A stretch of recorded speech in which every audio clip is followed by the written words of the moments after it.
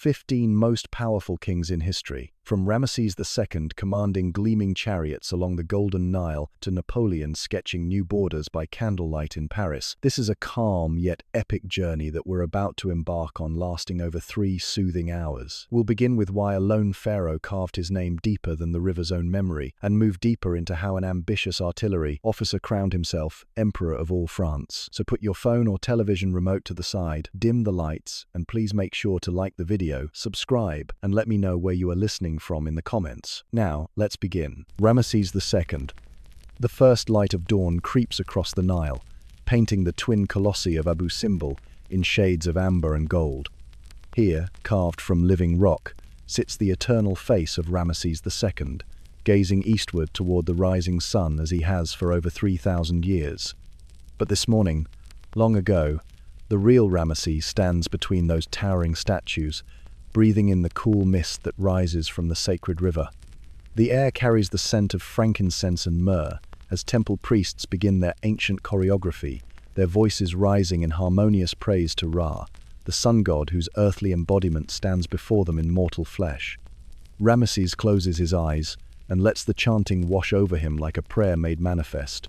In these quiet moments before the world awakens to its demands, he allows himself to simply be a man standing in the presence of the divine. The golden mist swirls around his sandaled feet, and for a heartbeat, he remembers being a child in his father's palace, listening to stories of gods who walked among mortals. Now he is the story, the living bridge between heaven and earth, carrying the weight of divine expectation in his every breath. The priests' voices grow stronger as the sun climbs higher, and Ramesses opens his eyes to see the Nile stretching endlessly before him, a ribbon of life cutting through the desert's harsh embrace. As the morning progresses, the pharaoh's day transforms from sacred ritual to the grinding machinery of empire. In the great hall of his palace at Pi-Ramesses, built to rival the glory of Memphis itself, courtiers and petitioners gather like colorful birds, their linen robes rustling with barely contained ambition and need. The throne room buzzes with the energy of a kingdom that spans from Nubia's gold mines to the cedar forests of Lebanon. A delegation of Nubian envoys approaches, their dark skin gleaming with oils and their arms heavy with tribute. Gold dust catches the light as they pour it from leather pouches, each grain representing the sweat and labor of countless souls working in the southern mines. Ramesses watches impassively, though his mind calculates the wealth before him. Gold means temples, gold means monuments, gold means the immortality that only stone and precious metal can guarantee. Behind the Nubians, a scribe waits with papyrus scrolls detailing grain taxes from the fertile delta region. The numbers represent more than mere commerce. They are the lifeblood of a civilization that feeds itself and half the known world. Ramesses nods at the acceptable tallies, knowing that abundance today means security tomorrow, and security means the luxury of dreaming in marble and granite. But the most delicate business of the morning involves family, that most treacherous territory for any pharaoh. With dozens of children from multiple wives and concubines, the palace resembles a small city unto itself, complete with all the rivalries and alliances such proximity breeds. Today, 2 of his sons stand before the throne, their disagreement over administrative duties in Memphis barely concealing deeper hungers for their father's favor and eventual succession. Ramesses listens to their carefully crafted arguments with the patience of a man who has navigated these waters for decades. He sees himself in their ambition, remembers his own youth when every decision felt like a matter of life and death. Now he understands that most conflicts resolve themselves through time and wisdom, but some require the firm hand of absolute authority. His judgment, when it comes, is swift and fair, leaving both sons satisfied if not entirely pleased. In the delicate ecology of royal family dynamics, this counts as a victory. As the sun reaches its zenith, Ramesses trades the comfort of his palace for the dust and noise of the construction sites that will define his legacy. Pi-Ramesses rises around him like a stone symphony, each block quarried from the distant hills and hauled here by gangs of workers whose sweat mingles with the Nile's sacred waters. The pharaoh moves among them not as a distant god but as a master craftsman, inspecting his greatest work. The sandstone blocks are massive, each one requiring dozens of men to move and position.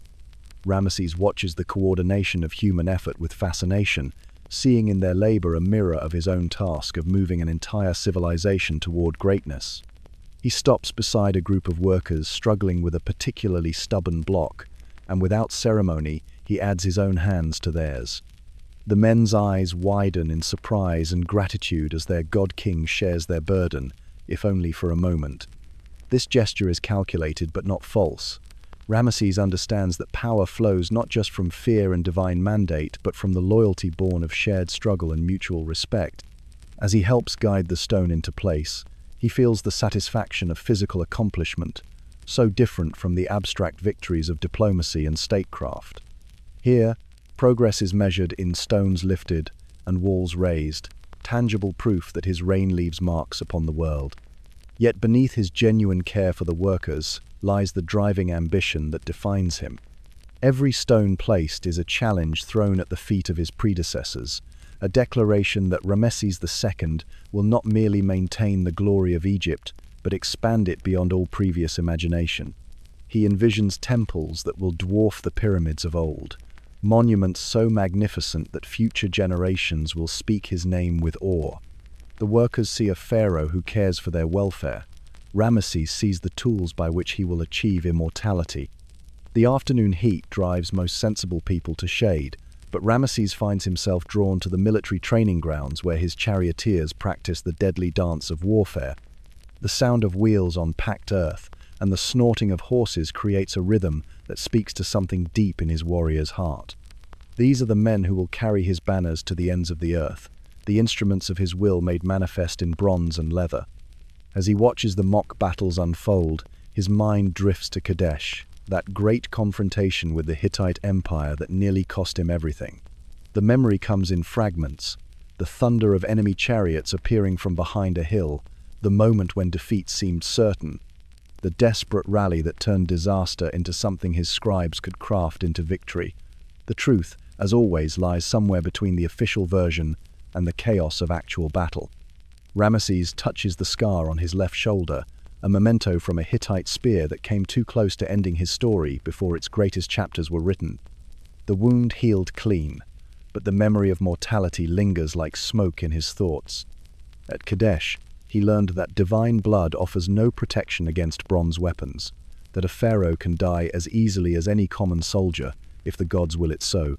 But that lesson came paired with another, that leadership in the moment of crisis can transform near defeat into legendary triumph. When his army wavered on the edge of collapse, Ramesses had charged into the enemy ranks alone, his courage shaming his men back into the fight. Whether this act was inspired by divine madness or calculated psychology matters less than its effect. His soldiers remember their pharaoh standing against impossible odds, and such memories forge loyalty stronger than chains. The charioteers before him now practice the maneuvers that saved Egypt at Kadesh, their wheels carving patterns in the dust that echo ancient victories. Ramesses watches with the eye of a veteran, noting small improvements in technique and coordination. These men will need every advantage when the time comes to test Egypt's strength against new enemies, for the world beyond the Nile grows ever more complex and dangerous.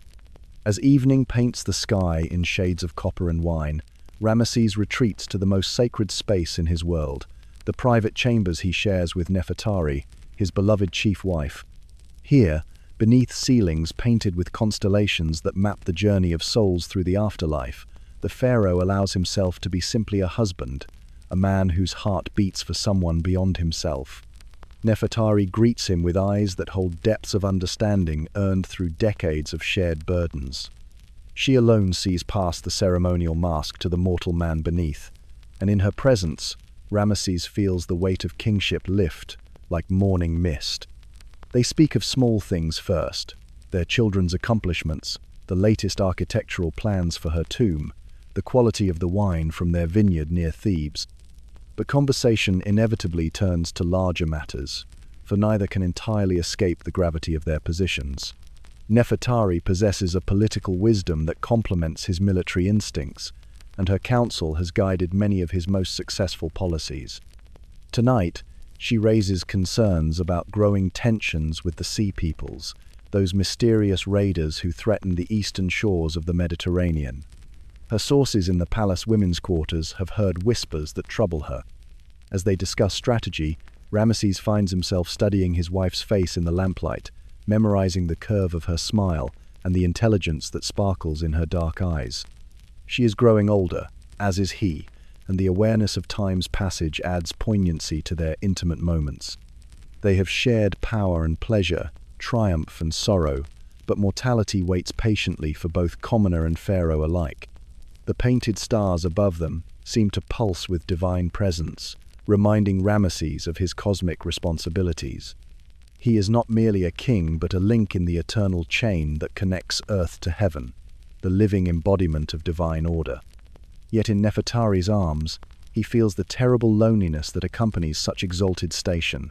To be a god among mortals means to be eternally apart, forever watching others from an unbridgeable distance. Their conversation grows quieter as the night deepens, moving from matters of state to the whispered intimacies that sustain their marriage. Nefertari traces the scars on his chest with gentle fingers, each mark a chapter in the story of his reign. She knows them all. The arrow wound from a Nubian raid, the ceremonial cuts from his coronation, the small nicks accumulated through years of wielding weapons in practice and war. In the flickering lamplight, surrounded by images of eternal paradise, Ramesses confronts the fundamental paradox of his existence. He builds monuments designed to last forever, crafts a legacy intended to echo through millennia, yet he knows with crushing certainty that his mortal body will return to dust like any peasant's. The gods may have chosen him as their earthly representative, but they have not exempted him from the fate common to all humanity. This awareness drives his monumental ambitions with desperate urgency. Every temple raised, every victory won, every stone carved with his name represents a desperate attempt to cheat death through memory and monument. If his body must perish, perhaps his name can achieve the immortality his flesh cannot. The pharaohs of old understood this bargain, trading mortal happiness for eternal remembrance, and Ramesses has made the same terrible deal. As Nefertari falls asleep beside him, her breathing soft and regular in the quiet chamber, Ramesses stares up at the painted heaven above their bed. The stars seem to mock him with their distant perfection, eternal and unchanging, while he struggles against the relentless current of time. Yet, in this struggle lies the essence of human greatness, the refusal to accept limitations that lesser mortals take for granted. The great bull of Egypt, as his subjects call him, closes his eyes and dreams of monuments yet unbuilt, of battles yet unfought, of a legacy that will echo through the centuries long after the last person who knew him personally has joined the dust of ages. In his dreams, the carved faces at Abu Simbel smile with satisfaction, knowing that their creator has purchased immortality with the currency of human ambition and divine will. Thunder rolls across the black lacquered halls of Xianyang like the voice of an angry heaven, and in that sound, the first emperor hears both warning and opportunity. Lightning illuminates the vast palace complex that serves as the nerve center of a newly unified empire, casting harsh shadows across walls decorated with maps, showing territories that stretch from the Yellow Sea to the mountains of the far west. Each flash reveals the magnitude of what has been accomplished, and the enormity of what remains to be done.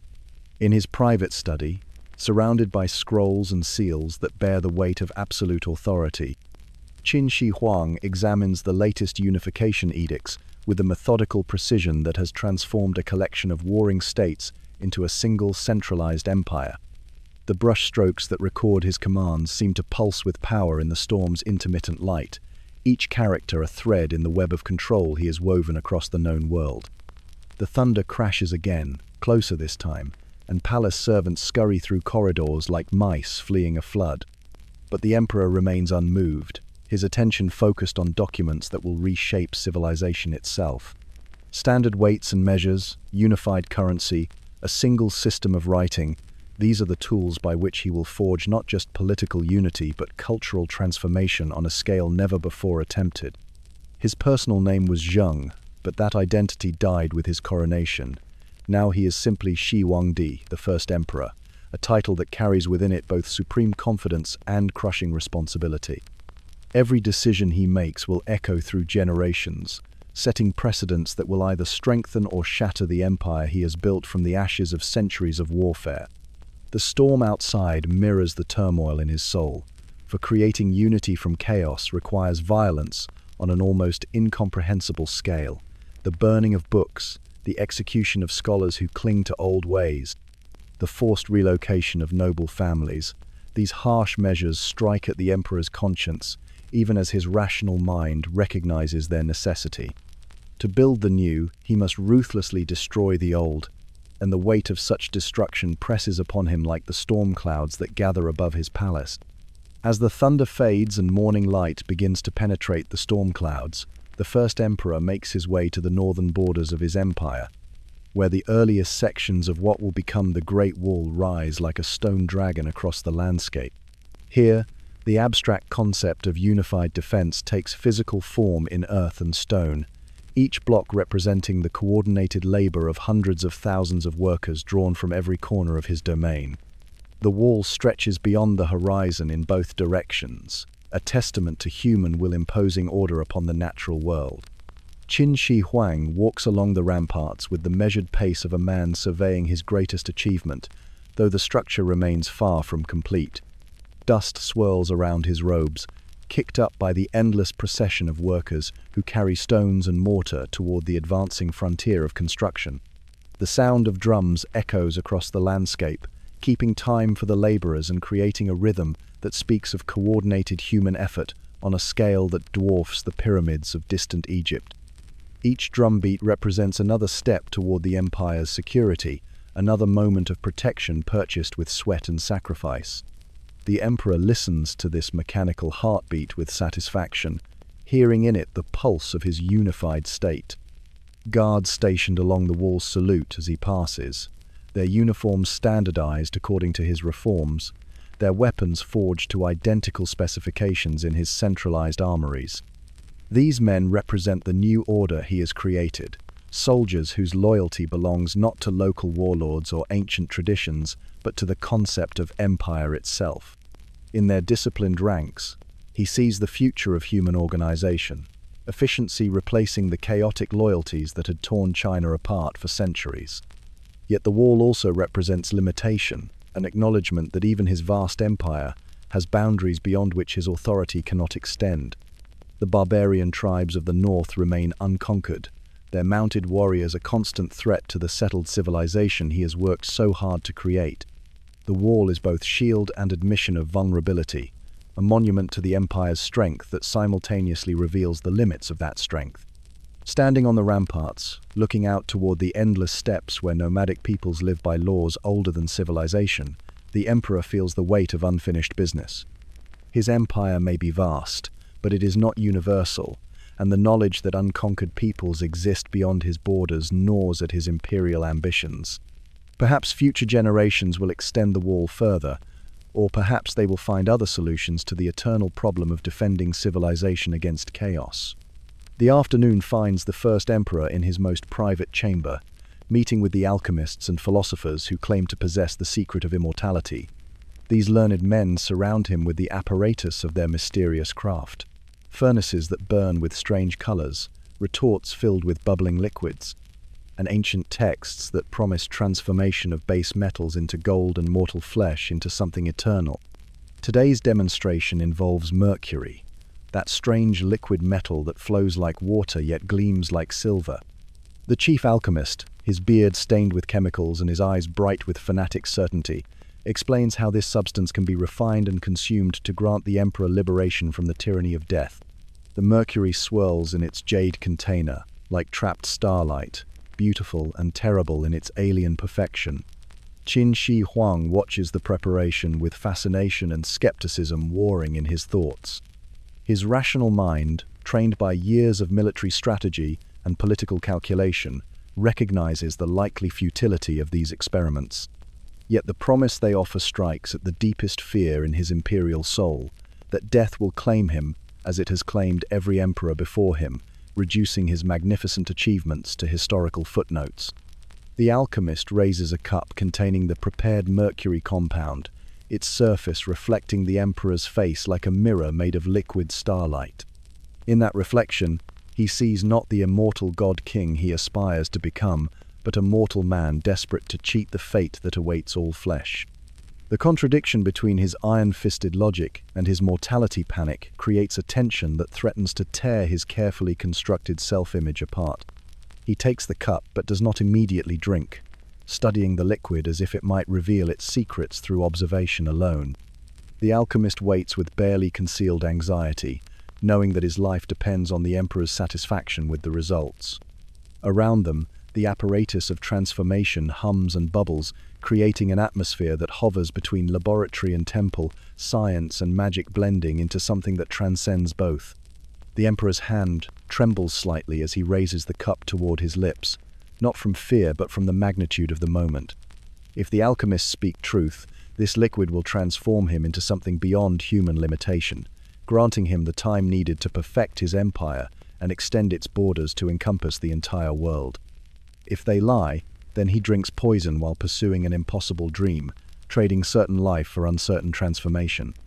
As twilight settles over the empire, the first emperor finds himself in a vast workshop where thousands of artisans labor to create his eternal army. Here, in chambers that echo with the sound of chisels on clay, the famous terracotta warriors take shape under the skilled hands of sculptors who work to specifications more precise than any military manual. Each figure is unique, possessing individual features that distinguish it from its countless companions, yet all are united in their eternal vigilance over their emperor's tomb. The workshop resembles a bizarre military camp, where soldiers stand at attention without breathing, their eyes staring into eternity with expressions of determined loyalty. The emperor moves among these silent guardians like a general reviewing troops before battle, noting the quality of their armor, the precision of their weapons, the fierce dedication captured in their clay faces. These warriors will accompany him into the afterlife, providing the protection his mortal guards cannot offer beyond the grave. In their eternal service, he finds a comfort that living soldiers, subject to corruption and mortality, cannot provide. The artisans work by torchlight, their faces concentrated on the delicate task of bringing clay to life through skill and imagination. They understand that their work must be perfect, for these figures will serve their emperor for eternity, standing guard over his tomb through centuries yet unborn. The weight of such responsibility shows in their careful attention to detail, their reverence for the clay that will become more durable than flesh. As he watches the creation of his eternal bodyguard, the emperor contemplates the irony that his most faithful servants will be made of earth rather than flesh. Living men may betray or abandon him, but these clay warriors will maintain their vigil through ages that will reduce his enemies to dust and their children's children to forgotten names. In their artificial life, he finds a loyalty more reliable than any human devotion. The workshop extends beyond the horizon, containing not just warriors but horses, chariots, and all the equipment of military life frozen in clay and fired into permanence. It represents the largest artistic undertaking in human history, requiring resources that could have funded entire kingdoms and employing craftsmen whose skills will never be equaled. Yet the emperor considers it a modest investment in his eternal security, a small price to pay for immortal protection. Midnight finds the first emperor alone in the secret tunnels beneath his palace, passages known only to him and the most trusted of his bodyguards. Here, in corridors carved from living rock and lit by torches that cast dancing shadows on stone walls, he can escape the crushing weight of public scrutiny and contemplate the magnitude of his achievements and failures. The tunnels connect different sections of the palace complex, allowing him to move unseen through his own domain, but they also serve a deeper purpose. In these hidden passages, he confronts the paranoia that success has bred in his soul, the knowledge that every unified empire creates its own enemies and every absolute ruler lives perpetually on the edge of assassination. His jade seal, the symbol of imperial authority that validates every official document, seems to burn in his hands as he clutches it in the tunnel's darkness. This small object represents power over more human lives than any ruler in history has controlled. Yet it also represents the target painted on his back by that very power. Every edict stamped with this seal creates new resentments, new reasons for others to desire his death. The tunnel walls seem to press closer as he contemplates the enemies arrayed against him. Surviving nobles from the conquered states, scholars whose books he has burned, common people displaced by his grand projects. His empire may appear unified from the outside, but within its borders, countless grudges simmer like coals waiting for the wind that will fan them into revolutionary flame. In the absolute darkness between torches, the emperor allows himself to acknowledge the fear that drives his every decision. Not fear of death, which comes to all men regardless of rank, but fear of failure, of watching his unified empire fragment back into the chaos from which he rescued it. The vision of his life's work undone haunts him more terribly than any personal mortality, for he has sacrificed everything human in himself to achieve something superhuman. The weight of empire presses down upon him heavier than the tons of stone and earth above these tunnels. Every decision he makes affects millions of lives. Every mistake reverberates through generations. Every moment of weakness threatens to unravel the web of control he has spent decades weaving. The responsibility is crushing, inhuman in its scope, transforming him from mortal ruler into something more and less than human. As he makes his way through the labyrinthine passages, the emperor reflects on the price of transformation. He has unified China, created an empire that will influence human civilization for millennia, imposed order on chaos through sheer force of will.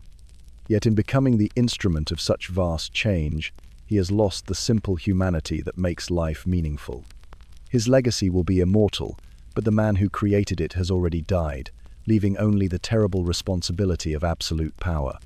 The jade seal grows warm in his palm, its carved surface worn smooth by the touch of imperial hands.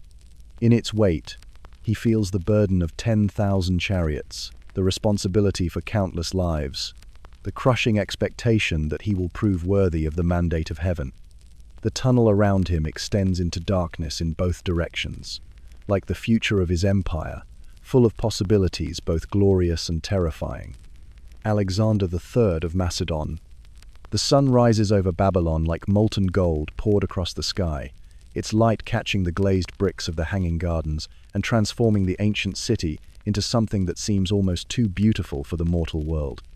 Alexander stands on the highest terrace of the palace that once belonged to Nebuchadnezzar, breathing in air perfumed with exotic flowers and spices that speak of trade routes stretching toward the edge of the known world. Below him, the city awakens with the gentle chaos of a dozen cultures learning to coexist under Macedonian rule. Persian nobles in flowing robes negotiate with Greek merchants in practical tunics, while Babylonian priests conduct their ancient rituals in temples that have stood since before Alexander's ancestors ruled their small kingdom in the mountains of Macedonia. The sound of different languages mingles with the splash of fountains and the calls of exotic birds, creating a symphony of empire that still feels dreamlike to its young conductor. This morning brings a delegation from India, their dark faces marked with ceremonial paint, and their retinue including creatures Alexander has only heard described in the fantastic tales of travelers. War elephants lumber through the palace courtyard with the patience of living mountains, their mahouts guiding them through formations that display both their destructive power and their surprising grace. Alexander watches their demonstration with the fascination of a student and the calculation of a conqueror. The Indian envoys present their king's gifts with elaborate ceremony, chests of gems that catch the morning light like trapped starfire, bolts of silk so fine they seem woven from moonbeams, and spices whose scents transport the mind to forests and mountains that exist at the very edge of imagination. Each gift represents a territory unconquered, a challenge unmet, a horizon that beckons toward adventures yet unimagined. Alexander accepts the tribute with the gracious authority of a king who has never known defeat, yet his mind races with possibilities. The elephants could revolutionize warfare, the trade goods could fund expeditions beyond the Ganges, and the diplomatic contact opens pathways toward regions that exist more in myth than geography.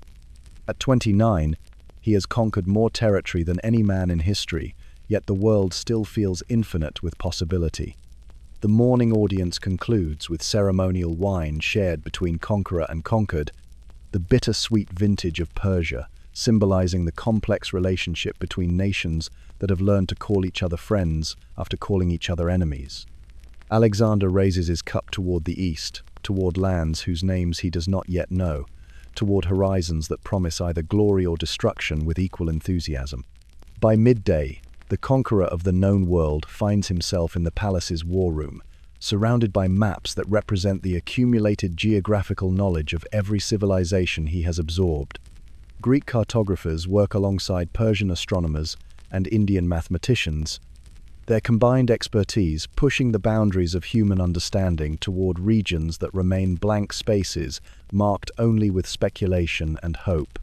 The Hindu Kush Mountains dominate the largest map, their peaks drawn with the precise strokes of men who have crossed those frozen passes and lived to describe their terrors. Alexander traces the route of his army's passage with one finger, remembering the bitter cold that killed more soldiers than any enemy sword, the altitude that left men gasping like landed fish, the constant threat of avalanches that could erase entire companies without warning. Yet those mountains also represent triumph, the moment when his impossible dream of reaching the edge of the world became reality rather than fantasy.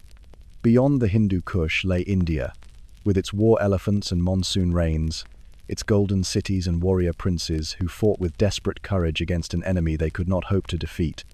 The memory of those battles still sets Alexander's pulse racing with the intoxication of conquest achieved against impossible odds. His companions gather around the maps with faces that show the accumulated wear of a decade spent campaigning at the edge of the known world. These men have followed him from Macedonia to India, sharing dangers that have forged bonds stronger than brotherhood and created legends that will echo through centuries. They study the charts with eyes that have seen wonders no other Greeks will ever witness, veterans of campaigns that began as adolescent dreams and became the raw material of immortal fame. A smaller map shows the route they took through Persia, marked with the sites of battles whose names have already entered the catalogue of military legend. Granicus, where Alexander first proved his genius against Persian professionals. Issus, where Darius fled the field and left his family to become honored prisoners. Gaugamela, where the fate of two empires was decided in a single afternoon of perfectly coordinated violence. Each battlefield represents a moment when everything hung in the balance, when a single mistake could have ended not just Alexander's life but the entire expedition that has reshaped the world. The young king examines these markers of triumph, with the mixture of pride and disbelief that accompanies achievements that surpass their architect's wildest expectations. At Granicus, he was merely a talented prince with an ambitious plan. By Gaugamela, he had become something unprecedented in human history. The afternoon finds Alexander in the palace courtyard, practicing with the same spear that has accompanied him through every battle since he left Macedonia. The weapon bears the scars of 10 years campaigning, nicks from Persian swords, gouges from Indian arrows, the worn grip that speaks of countless hours spent in the precise choreography of personal combat. His body still carries the accumulated damage of those years, wounds that have healed into a map of violence written across flesh that was once unmarked by warfare. The most recent scar, a reminder of the desperate fighting at the Hydaspes River, pulls slightly as he moves through the familiar forms that keep his skills sharp despite the comfortable luxury of conquered Babylon. The Hydaspes battle represents both his greatest triumph and his most sobering lesson. King Porus and his war elephants had fought with a courage that earned even Alexander's admiration, turning what should have been a simple victory into a struggle that tested every tactical lesson he had learned from Aristotle and every strategic insight he had gained through hard experience. Victory came, as it always did, but at a cost that reminded him of his own mortality. His soldiers watched the practice session with faces that reflect complex emotions. They have followed their king through impossibilities and emerged victorious from situations that should have meant certain death, yet the Hydaspes showed them something new. The sight of Alexander bleeding heavily, momentarily vulnerable, reminded of his humanity by an Indian arrow that came too close to ending their shared adventure forever. The spear work continues with mechanical precision, each thrust and parry executed with the muscle memory that has kept him alive through dozens of personal combats. Alexander has never commanded from the safety of the rear ranks, preferring to lead his charges from the front, sharing the dangers he asks his men to face. This leadership style has won him fanatical loyalty, but it has also accumulated injuries that will affect him for whatever years remain of his life. As the afternoon light begins to slant toward evening, Alexander's movements slow to a more contemplative pace. The spear becomes less a weapon than a partner in meditation, its familiar weight helping him think through problems that cannot be solved through simple violence. The next campaign, the consolidation of conquered territories, the question of succession, these challenges require different skills than those that won him his empire. Evening brings the symposium that most Greek institutions adapted to the multicultural reality of Alexander's court. The great hall fills with the elite of several civilizations. Macedonian generals who remember when their king was simply Philip's precocious son, Persian nobles who have learned to serve their former enemy with genuine loyalty, Indian princes who find themselves oddly comfortable in this synthesis of cultures that their conqueror has created. Wine flows from amphorae that represent the breadth of the known world, vintage from Macedonia mixing with the sweet wines of Persia and the strong liquors of distant India. The conversation moves between languages with the fluid ease of men who have learned that communication transcends the barriers of birth and tradition, that shared experience creates understanding more profound than common ancestry. Tonight's philosophical discussion centers on the nature of glory and its relationship to mortality, a topic that strikes closer to Alexander's heart than his companions might suspect. A Persian sage argues that true immortality lies in the acceptance of death's inevitability, while a Greek philosopher counters that immortal fame justifies any mortal risk. Alexander listens to both perspectives with the attention of a man who has staked his life on the latter belief. The debate grows more intense as the wine takes effect, voices rising in passionate defense of positions that matter more than academic exercise to men who have risked everything in pursuit of lasting renown. Alexander finds himself thinking of Hephaestion, his closest friend and perhaps the only person who truly understood the loneliness that accompanies unlimited success. The empty couch beside him seems to pulse with absence, a reminder that even shared glory cannot defeat the ultimate separation of death.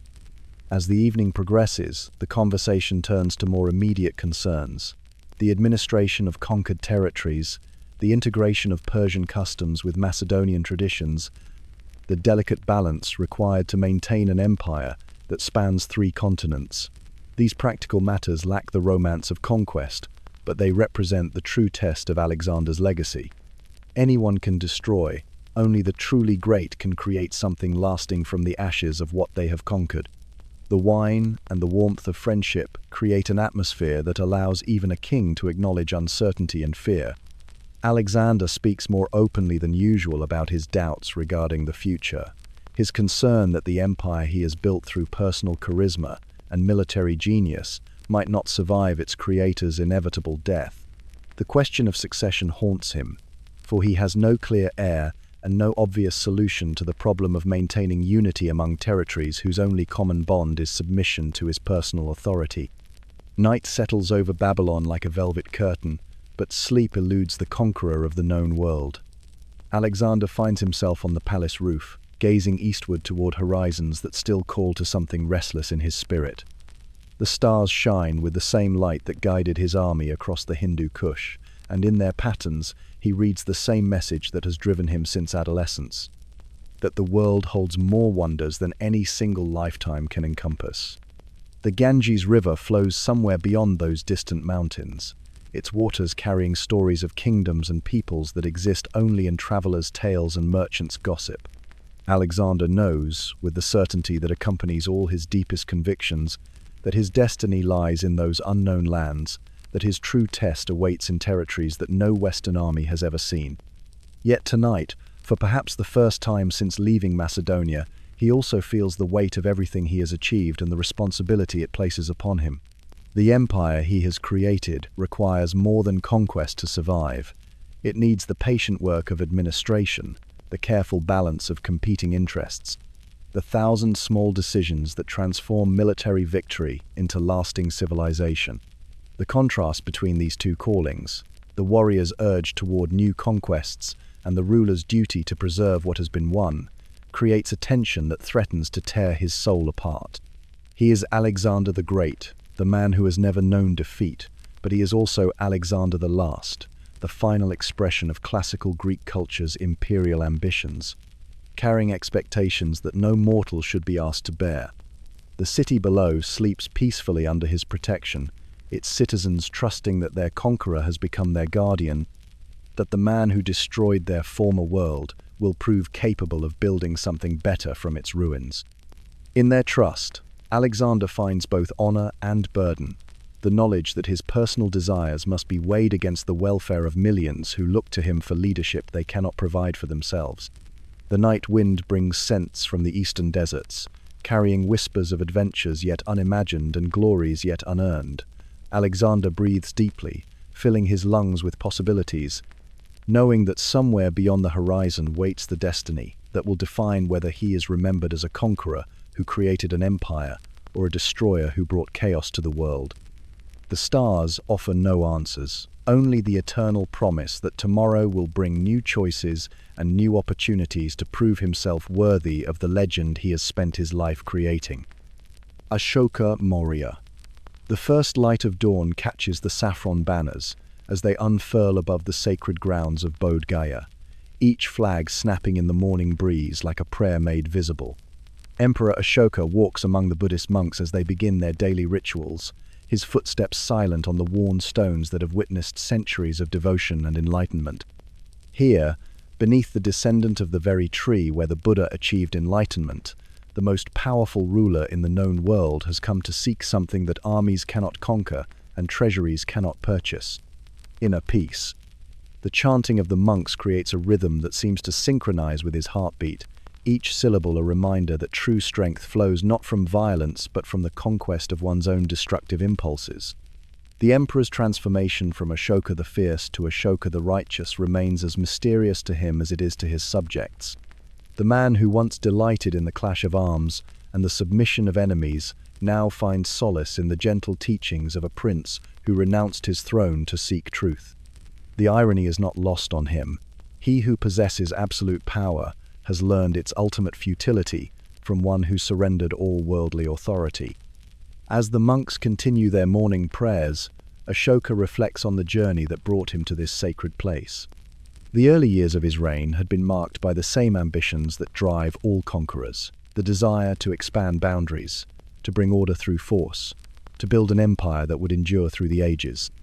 He had succeeded beyond his grandfather, Chandragupta's wildest dreams, ruling an empire that stretched from the Hindu Kush to the Bay of Bengal. Yet success had brought not satisfaction but a gnawing emptiness that grew stronger with each victory.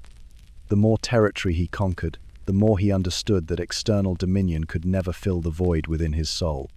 The Buddha's teachings offered something his military triumphs never could: a path toward authentic fulfillment that required no victims, claimed no territory, demanded no tribute except the sincere commitment to reduce suffering in the world. The morning light grows stronger, revealing the faces of pilgrims who have traveled from across his vast empire to visit this holy site. In their expressions of devotion, Ashoka sees a reflection of the man he is trying to become, someone whose power serves compassion rather than ego, whose authority protects the vulnerable rather than exploiting them.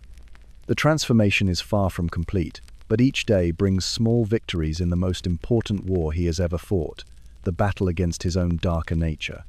By mid-morning, the emperor finds himself in the administrative heart of his empire, reviewing the inscriptions being carved on pillars that will carry his message of Dharma to every corner of his domain. These edicts represent something unprecedented in the history of rulership: a king's public confession of moral awakening, an admission that power without wisdom leads only to suffering for ruler and ruled alike.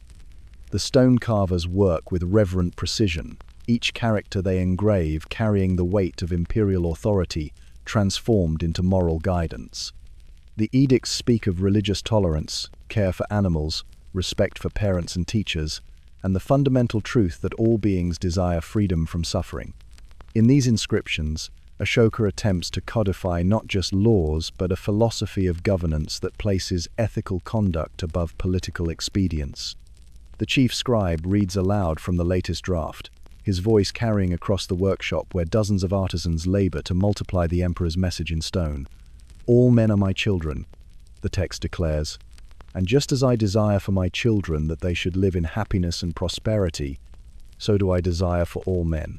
The words sound strange coming from a monarch who once measured success in conquered cities and subjugated peoples. Ashoka listens to his own words with the mixture of hope and doubt that accompanies any genuine attempt at transformation. Can an empire built through violence truly be maintained through compassion? Can subjects who learn to obey through fear learn to cooperate through love? These questions have no historical precedent to guide him, for no ruler has ever attempted what he now undertakes, the conscious evolution from tyrant to servant. The logistics of implementing Dharma across such a vast and diverse empire present challenges that would daunt any administrator. The Mauryan Empire encompasses dozens of languages, hundreds of local customs, and religious practices that span the spectrum from sophisticated philosophy to primitive ritual. Creating unity from this diversity requires not the crude tool of force, but the subtle art of persuasion, patience, and personal example. Yet even as he commits himself to this gentler path, Ashoka cannot entirely escape the practical realities of maintaining an empire in a world where neighboring kingdoms still operate according to the ancient logic of conquest and domination. His edicts speak of non-violence, but his armies remain in readiness. His inscriptions preach compassion, but his treasury still collects taxes from subjects who have no choice but to pay. The contradiction between ideals and reality creates a tension that pulls at his conscience like a physical pain. The afternoon brings the emperor to a place that haunts his dreams, the blood-soaked plains of Kalinga, where his armies won their greatest victory and he suffered his most profound defeat. The battlefield, now peaceful under flowering trees, shows no obvious signs of the carnage that once turned its soil dark with the blood of 100,000 casualties. Nature has reclaimed the killing ground, but memory preserves what time has healed. Ashoka walks alone among the trees that have grown from earth fertilized by the bodies of the fallen, each blossom a reminder of lives cut short by his ambition. The Battle of Kalinga had been a masterpiece of military strategy, a triumph that brought the last independent kingdom of the subcontinent under Mauryan rule. It had also been the moment when the emperor first glimpsed the true cost of conquest measured not in gold or territory but in human suffering. The ghosts that whisper in the wind carry voices from every side of that terrible conflict. His own soldiers who died far from home in service of his expansion, Kalinga warriors who fought to defend their families and way of life, civilians caught in the merciless machinery of ancient warfare. Their deaths achieved his political objectives, but at a price that transformed victory into a burden heavier than any defeat. Standing where the final charge had broken Kalinga resistance, Ashoka remembers the moment when triumph turned to horror. The sight of the battlefield after the fighting ended, bodies stacked like cordwood, the wounded crying for water that would never come. Survivors searching desperately for loved ones among the countless dead had shattered something fundamental in his understanding of what it meant to be a king. The flowering trees around him seemed to pulse with the presence of those who died to create his empire. Their sacrifice, a constant reminder that his current commitment to non-violence came at the price of violence beyond calculation. This knowledge drives him toward increasingly desperate attempts at atonement, as if enough good deeds might somehow balance the scales of karma that weigh so heavily against him. The wind carries the scent of jasmine and the distant sound of temple bells, peaceful notes that cannot entirely mask the echo of ancient screams that still ring in the emperor's ears. He has built hospitals, funded schools, protected animals, and preached compassion throughout his domain, yet the dead of Kalinga remain unavenged and unforgiving. Their silence accuses him more powerfully than any living enemy's words. As evening approaches, Ashoka convenes his council in a pavilion that overlooks the administrative heart of his capital city. The gathered ministers represent the finest minds in his empire. Engineers who design irrigation systems that bring water to barren lands, physicians who staff the free hospitals he has established, educators who spread literacy among populations that have never known the power of written knowledge. Tonight's discussion centers on the practical implementation of Dharma in regions where local customs conflict with Buddhist principles. The challenge of governing through moral persuasion rather than coercive force reveals its complexity in 100 specific dilemmas. How should Buddhist principles of non-violence apply to the punishment of violent criminals? Can trade regulations based on compassion compete effectively with neighboring kingdoms that operate according to purely economic logic?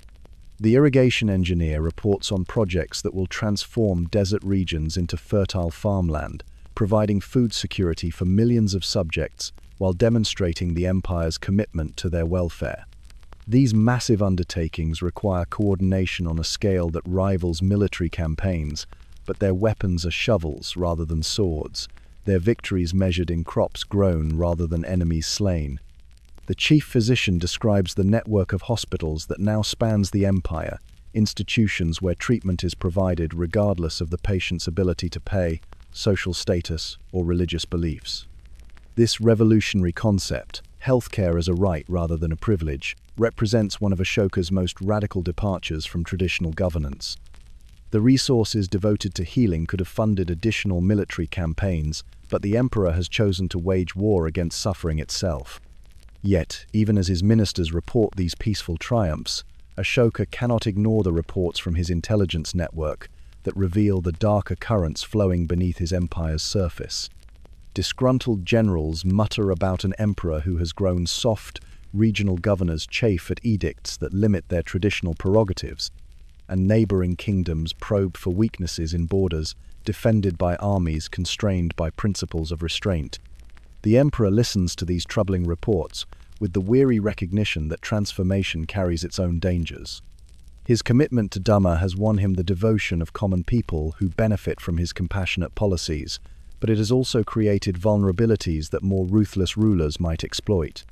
The question that haunts his nights is whether an empire built on moral principles can survive in a world that still operates according to the logic of power.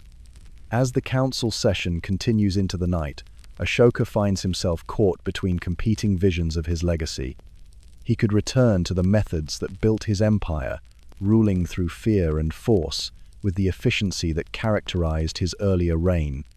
Or he can continue this unprecedented experiment in compassionate governance, accepting the risks such innovation inevitably entails. The decision, when it comes, emerges not from political calculation but from a deeper conviction that some things matter more than survival itself. The emperor who once measured success in conquered territories now stakes his reputation on the possibility that human nature can evolve beyond its primitive impulses toward violence and domination. As midnight approaches, Ashoka makes his way to the banks of the Ganges, where the sacred river flows with the steady patience that has witnessed the rise and fall of countless dynasties. Here, in the gentle sound of water moving toward the sea, he finds the peace that eludes him in palace chambers filled with the complex machinery of governance. The river reflects starlight like scattered jewels, each point of light a reminder of the infinite nature of compassion and the eternal cycle of suffering and liberation that defines existence itself. Standing beside waters that will outlast his empire and his name, Ashoka contemplates the true meaning of the power he wields. In the river's flow, he sees a metaphor for the Dhamma he strives to embody, constant movement toward a greater destination, obstacles encountered and overcome through patience rather than force, the quiet persistence that ultimately shapes landscapes more effectively than volcanic eruption. The Ganges has carved its path through mountains not through violence but through the steady application of gentle pressure across vast spans of time. This understanding brings a moment of clarity that cuts through the complexity of imperial administration and the weight of historical responsibility. His empire may not survive his death, his policies may be reversed by successors who lack his commitment to compassion, but the example he sets ripples outward like stones thrown into still water. Each act of mercy, each moment of restraint, each choice of compassion over expedience adds to the sum total of human goodness in the world. The promise he makes to the river and the stars and the sleeping millions who trust his protection is simple but revolutionary, that power will serve love rather than fear, that strength will protect the vulnerable rather than exploit them, that his reign will be remembered not for the territories he conquered, but for the suffering he prevented, and the hope he kindled in hearts that had forgotten the possibility of mercy. The emperor, who once delighted in the submission of enemies, now finds his greatest satisfaction in moments when former adversaries choose cooperation over resistance, when subjects obey not from fear, but from genuine appreciation for policies that improve their lives. This transformation from feared conqueror to beloved protector represents the most difficult victory of his career, won not on any battlefield, but in the quiet chambers of his own conscience. As he returns to the palace through streets where his subjects sleep peacefully under his protection, Ashoka carries with him the weight of an experiment in governance that could change the course of human history. The Buddha taught that suffering could be overcome through right understanding and compassionate action. The emperor stakes his legacy on the possibility that this truth applies not just to individual enlightenment, but to the transformation of entire civilizations. Augustus Caesar. The pre-dawn darkness over the Palatine Hill carries the scent of fresh marble dust and mortar, reminders that Rome continues its transformation from brick to marble under the guiding hand of its first emperor. Augustus walks the familiar paths of his private gardens with the measured pace of a man who has learned to find solace in routine, his breath visible in the cool air as he contemplates another day of carefully orchestrated leadership. Below him, the Roman Forum stretches out like a marble stage set, its new buildings gleaming white in the starlight as if the gods themselves had descended to remake the eternal city. The Temple of Caesar, the Basilica Julia, the renovated Curia, each structure represents not just architectural achievement but political theatre designed to remind Romans that their republic has been restored to its former glory under his benevolent guidance. The irony of his position never entirely leaves his thoughts. He who destroyed the republic in everything but name must spend each day pretending to serve it, crafting the delicate fiction that allows Romans to accept autocracy while believing they still live under the constitution of their ancestors.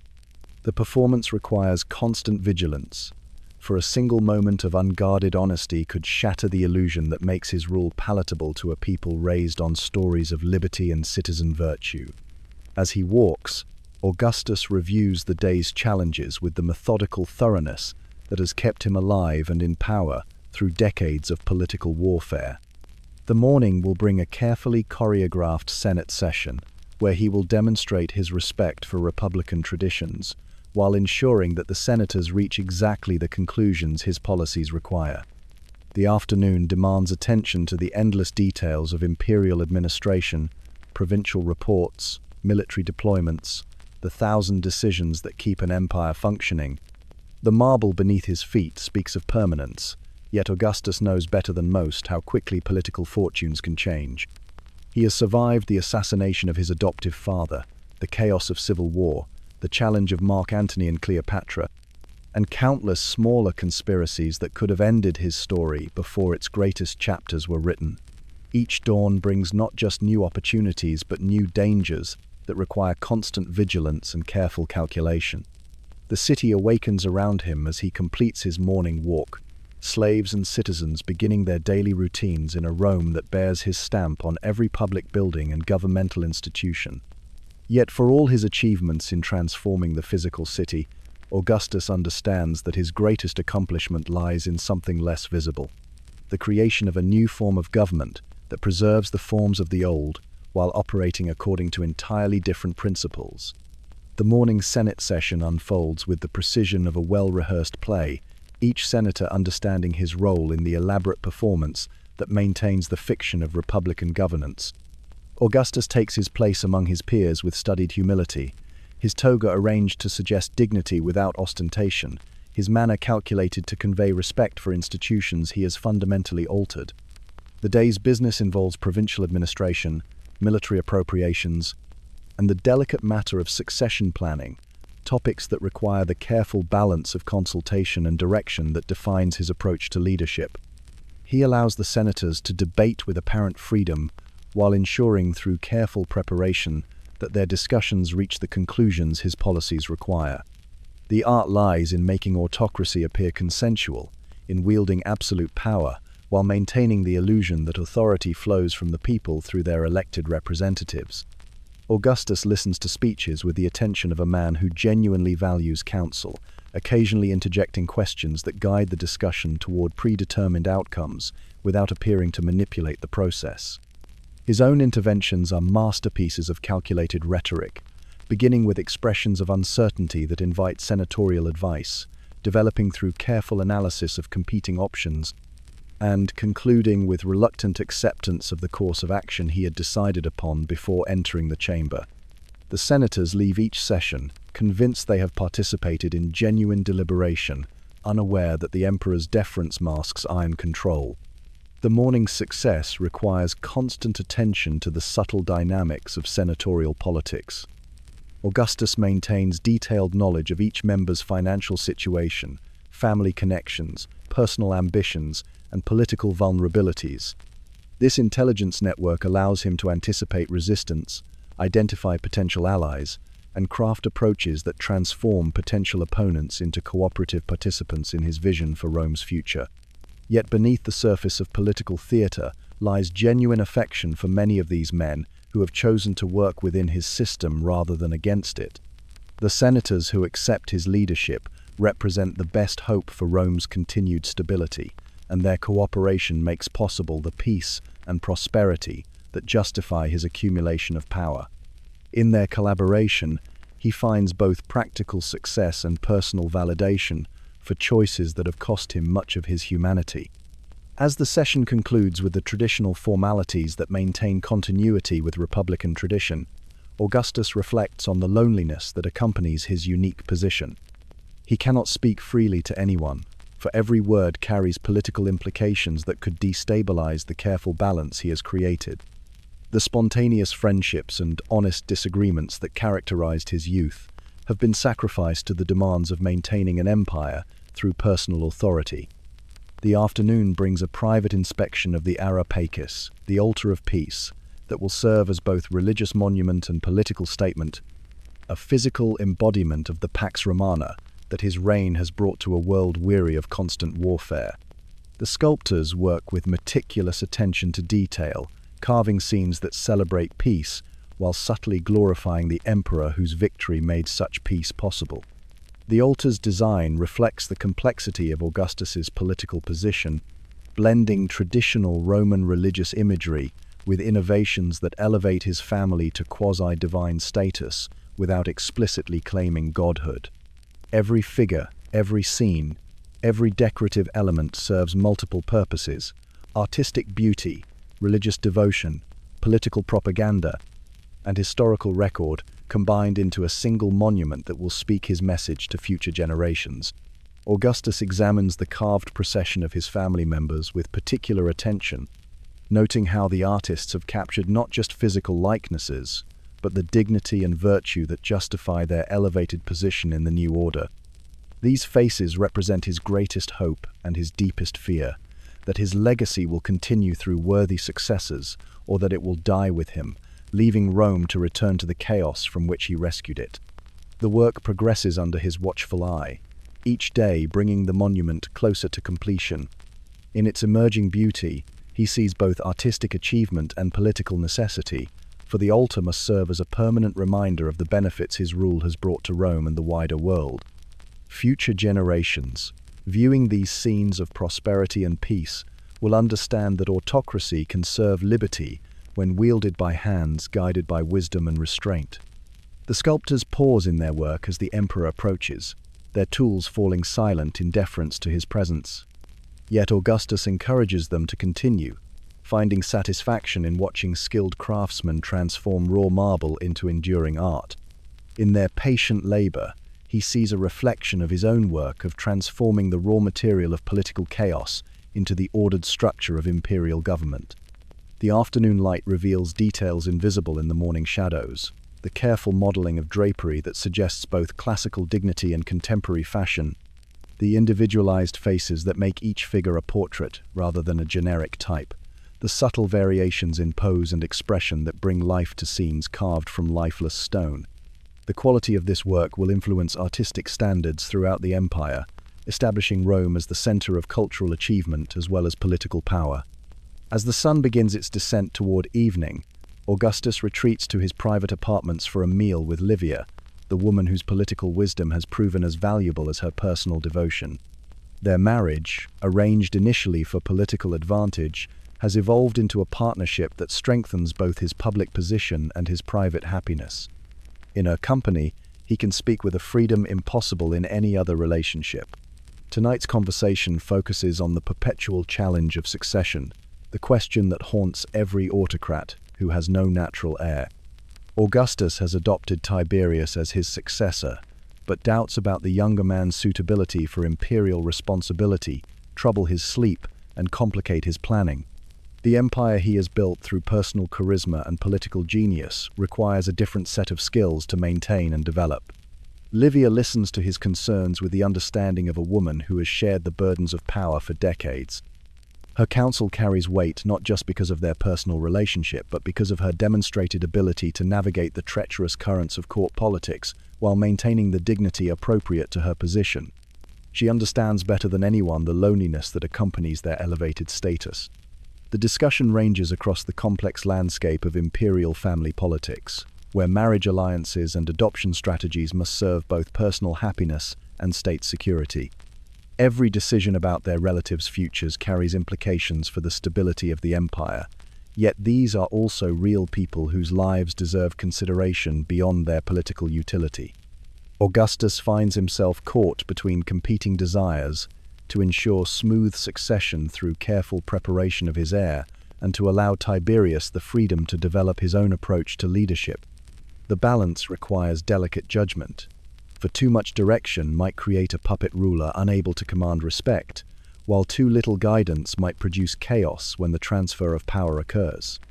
As their private dinner concludes, both emperor and empress understand that their personal relationship serves purposes larger than their individual happiness. Their marriage demonstrates the stability and traditional values that Augustus wishes to promote throughout Roman society, providing a model of dignified partnership that contrasts favorably with the scandalous relationships that characterized the late Republic's decline. The evening hours bring Augustus to his private study, where he reads from the latest work of Virgil, the poet whose Aeneid will provide Rome with a national epic worthy of its imperial destiny. The verses speak of divine providence guiding the Roman people toward their destined role as rulers of the world, themes that provide both artistic pleasure and political validation for the emperor's own role in that destiny. Reading Virgil's polished lines, Augustus reflects on the power of art to shape public opinion and historical memory. The poet's genius lies not just in literary skill, but in his ability to present Augustus's reign as the fulfillment of ancient prophecy, the moment when Roman virtue finally achieved its destined triumph over chaos and barbarism. Future generations will learn their history from these verses, understanding their emperor through the lens of poetic interpretation. The study's walls display maps showing the extent of Roman power, from Britain's misty shores to the Euphrates' eastern banks, visual reminders of the empire's scope and the responsibility that accompanies its governance.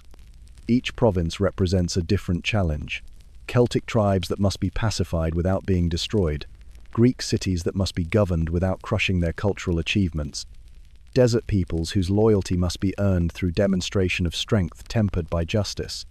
Augustus traces trade routes with his finger, noting how commerce follows the paths secured by Roman arms and maintained by Roman law. The prosperity that flows along these routes provides both the resources needed to maintain imperial administration and the evidence of his reign's benefits that justifies its continuation. In economic success, he finds validation for political choices that might otherwise seem merely self-serving. The evening's solitude allows him to confront questions that public duties normally keep buried beneath the surface of consciousness. What will history make of his transformation from Octavian the revolutionary to Augustus the peacemaker? Will future generations understand the necessity of the choices he made, or will they judge him as simply another ambitious Roman who destroyed the Republic for personal gain? The answer, he realizes, depends largely on his success in creating institutions that will outlast his personal authority. If the imperial system proves capable of providing good government under his successors, then his revolution will be vindicated by its results. If it collapses into tyranny or chaos, then his reputation will suffer the fate of all failed experiments in governance. As midnight approaches, Augustus sets aside Virgil's manuscript and steps onto his private terrace, where the lights of Rome spread out below him like terrestrial stars. Each light represents families sleeping peacefully under his protection, their dreams undisturbed by the wars and uncertainties that plagued their ancestors. In their quiet rest, he finds both the justification for his power and the measure of his success. The city that sprawls beneath him bears his name in a dozen monuments, his image on countless coins, his policies in every aspect of its governance. Yet Augustus understands that his true monument lies not in marble and bronze, but in the peace that allows ordinary Romans to plan for the future without fearing that civil war will destroy their hopes. The transformation of Rome from a republic torn by civil war to an empire secured by his authority represents both his greatest achievement and his heaviest burden. History will judge whether the price paid in traditional liberty was worth the peace and prosperity his rule has provided. Standing alone on his terrace, watching over the city that has become the center of the world, Augustus accepts that judgment will come from voices he will never hear, in times he will never see. The stars that shine over his empire shine also over the Germanic forests, where unconquered tribes plan resistance, over Parthian courts where rival powers calculate Rome's weaknesses, over distant lands whose peoples do not yet know that their futures will be shaped by decisions made in this city. The responsibility weighs upon him like the marble of his monuments, beautiful and enduring but impossibly heavy for mortal shoulders to bear. Charlemagne. The frost-covered branches of the Ardennes forests glitter like crystal in the early morning light, as Charlemagne moves through the woods with the silent grace of a man raised among hunters and warriors. Despite wearing the golden crown of Holy Roman Emperor, he has chosen a simple woolen cloak for this morning's hunt, preferring the practical warmth of common fabric to the ceremonial splendor that marks his public appearances. His horse picks its way carefully through the undergrowth, guided by a king whose knowledge of these ancient woodlands comes from decades of personal experience, rather than maps drawn by court scholars. The Ardennes represents something precious to Charlemagne, a refuge from the crushing responsibilities of empire, where he can remember what it felt like to be simply Charles, the mayor's son who learned kingship through necessity rather than birthright. The hunting party that follows him includes warriors who have shared campaigns from the Pyrenees to the Elbe, men whose loyalty has been tested in battles against Saxons, Lombards, and Muslim raiders. In their company, the emperor can speak freely without the careful protocol that governs court life, sharing the rough humor and honest camaraderie that binds soldiers together across differences of rank and birth.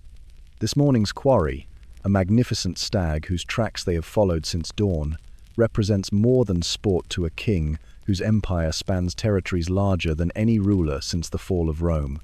The hunt requires the same skills that have made him successful in warfare and diplomacy: patience, careful observation, the ability to predict an opponent's moves, and the decisive action that turns opportunity into achievement. As they close in on their prey, Charlemagne reflects on the parallels between hunting and ruling. Both require the ability to read signs invisible to inexperienced eyes, to coordinate the efforts of many toward a single goal, to balance patience with boldness in choosing the right moment to strike. The stag they pursue possesses its own form of majesty, ruling its woodland domain with an authority that commands respect even from those who seek its death. The successful conclusion of the hunt provides not just meat for the imperial table, but a reminder of skills that serve an emperor well in more civilized pursuits. The ability to track prey through difficult terrain translates directly into the capacity to follow political adversaries through the labyrinthine complexities of medieval diplomacy, while the coordination required for a successful hunt mirrors the challenges of managing an empire that encompasses dozens of different peoples and cultures. The ride back to Aachen passes through villages, where peasants stop their morning labors to bow respectfully as their emperor passes. Charlemagne acknowledges their deference with the grave courtesy of a king who understands that his authority ultimately rests on the consent of the governed, that even absolute power requires the cooperation of those who produce the wealth that makes imperial administration possible. The morning's peaceful interlude ends as the Palace of Aachen comes into view, its architecture a bold statement of imperial ambition designed to rival the greatest buildings of Constantinople and Rome. The octagonal chapel at its heart represents more than religious devotion. It embodies Charlemagne's vision of a Christian empire that unites Western Europe under a single crown guided by divine providence. The chapel's construction has required the finest craftsmen from across the known world, Byzantine architects working alongside Frankish builders to create something unprecedented in the history of ecclesiastical design. The building rises from Aachen's landscape like a prayer made manifest in stone, its domes and columns declaring that the barbarous West has finally produced a civilization worthy of comparison with the ancient East. Inside the chapel, the morning service of Compline brings together the empire's spiritual and temporal leadership in ceremonies that blend Roman liturgy with Frankish tradition. Charlemagne takes his place in the imperial gallery, positioned above the congregation but below the altar, a physical arrangement that symbolizes his role as defender of the faith rather than its ultimate authority. The chanting of the monks creates an atmosphere of transcendent peace that contrasts sharply with the practical concerns that will dominate the rest of his day. In the sacred music, Charlemagne finds temporary respite from the endless calculations required to maintain an empire through personal authority, diplomatic skill, and carefully managed violence. Yet, even in prayer, he cannot entirely escape the weight of imperial responsibility. The empire he has built requires constant attention to survive his death, and the question of succession haunts his devotions like a spectre at the feast. His sons show promise but lack the unique combination of military skill, political wisdom, and personal charisma that has made his reign successful. The empire may not outlast its creator, a possibility that transforms every moment of current peace into something precious and fragile. The architects and artists working on the chapel pause in their labors as the emperor approaches their scaffolding, tools falling silent in recognition of his presence. Charlemagne moves among them with genuine interest, discussing technical problems and artistic choices, with the knowledge of a man who understands that great buildings require not just vision but attention to countless practical details.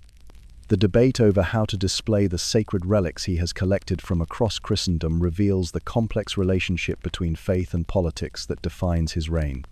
These holy objects, fragments of the true cross, bones of martyred saints, artifacts blessed by papal hands, serve both spiritual and temporal purposes, attracting pilgrims whose presence brings prestige and revenue to his capital, while demonstrating his empire's connection to the broader Christian world.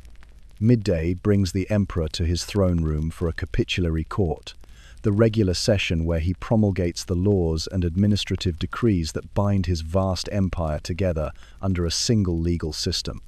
The assembled nobles and bishops represent every corner of his domain, from Saxon converts, still adjusting to Christian rule, to Lombard dukes whose families remember when they ruled independent kingdoms.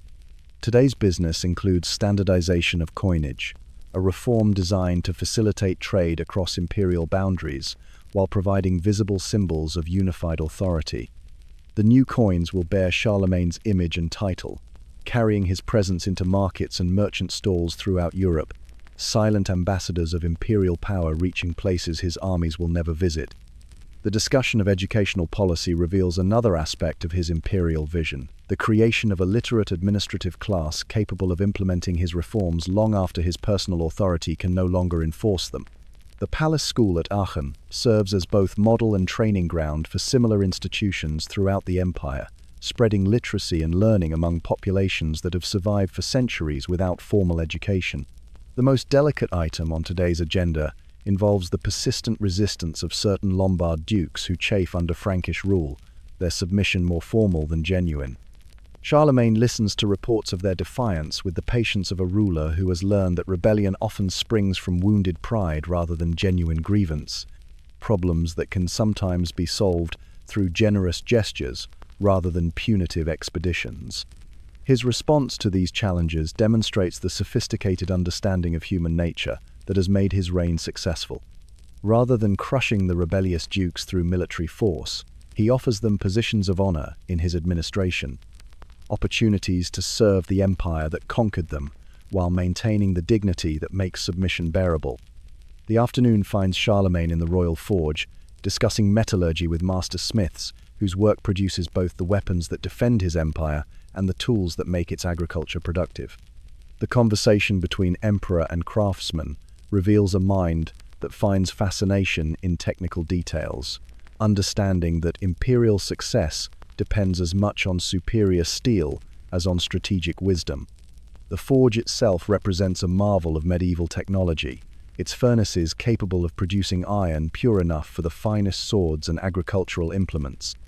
Charlemagne examines newly forged blades with the eye of a warrior who has tested countless weapons in battle, noting the subtle differences in grain structure and flexibility that separate masterwork from merely adequate craftsmanship. The presence of Alcuin of York adds scholarly depth to the technical discussion, the Anglo-Saxon monk bringing knowledge of metallurgical texts preserved in British monasteries to complement the practical experience of Frankish smiths. Their collaboration exemplifies Charlemagne's vision of an empire that values both theoretical knowledge and practical skill, understanding that lasting achievement requires the marriage of learning and experience. The conversation naturally turns to the spiritual dimensions of craftsmanship, the connection between physical and moral purity that runs through medieval Christian thought. The process of refining iron from crude ore serves as a metaphor for the spiritual purification that transforms pagan barbarism into Christian civilization, themes that resonate throughout Charlemagne's approach to imperial governance. As the day's work in the forge concludes, the emperor reflects on the parallel between metalworking and statecraft. Both require the application of heat and pressure to transform raw materials into finished products. Both demand patience and skill to achieve results worthy of the effort invested. The difference lies in the materials. Smiths work with iron and coal, while emperors must shape the more complex and resistant medium of human nature. The evening brings Charlemagne to his private chambers, where his youngest children await their father's return from the day's duties. In their company, the Holy Roman Emperor allows himself to become simply a parent, sharing stories and gentle affection with sons and daughters who represent both his greatest joy and his most profound responsibility. Tonight's story tells of Roland and the Paladins, heroes whose legendary exploits provide models of Christian knighthood for children who will inherit an empire built through warfare but destined for peace. The tales blend historical memory with moral instruction, teaching lessons about courage, loyalty, and sacrifice while entertaining young minds with adventures that make virtue appear glorious rather than burdensome. As he speaks, Charlemagne studies his children's faces in the firelight, seeing in their expressions both hope and concern for the future. These sons and daughters will face challenges he cannot predict, ruling territories he may never visit, dealing with problems that exist only as possibilities in his current calculations. Their preparation for such responsibilities weighs heavily on his paternal conscience. The bedtime ritual includes prayers in Latin, lessons in reading and writing, and informal instruction in the practical skills that royal children must master, regardless of their eventual roles in imperial governance. Charlemagne believes deeply that education provides the foundation for effective leadership, that ignorant rulers inevitably become tyrannical rulers. Corrupted by power, they lack the wisdom to use justly. The quiet moments with his family provide respite from the loneliness that accompanies supreme authority, reminders that beneath the crown and ceremonial robes lives a man capable of simple human emotions. Yet even these intimate hours carry the burden of imperial responsibility, for his children's happiness depends ultimately on his success in creating a stable succession that will preserve the empire beyond his lifetime. As the children finally settle into sleep, Charlemagne remains by the fireside, staring into flames that seem to flicker with visions of possible futures. He dreams of a Christian Europe united under a single crown, speaking a common language of faith and law, its peoples bound together by shared values rather than mere submission to superior force. The vision seems both achievable and impossibly distant, requiring not just military conquest but cultural transformation on a scale never before attempted. The fire burns lower as the night deepens, and in its dying light, the emperor contemplates the weight of the title Father of Europe that scholars have begun to apply to his reign.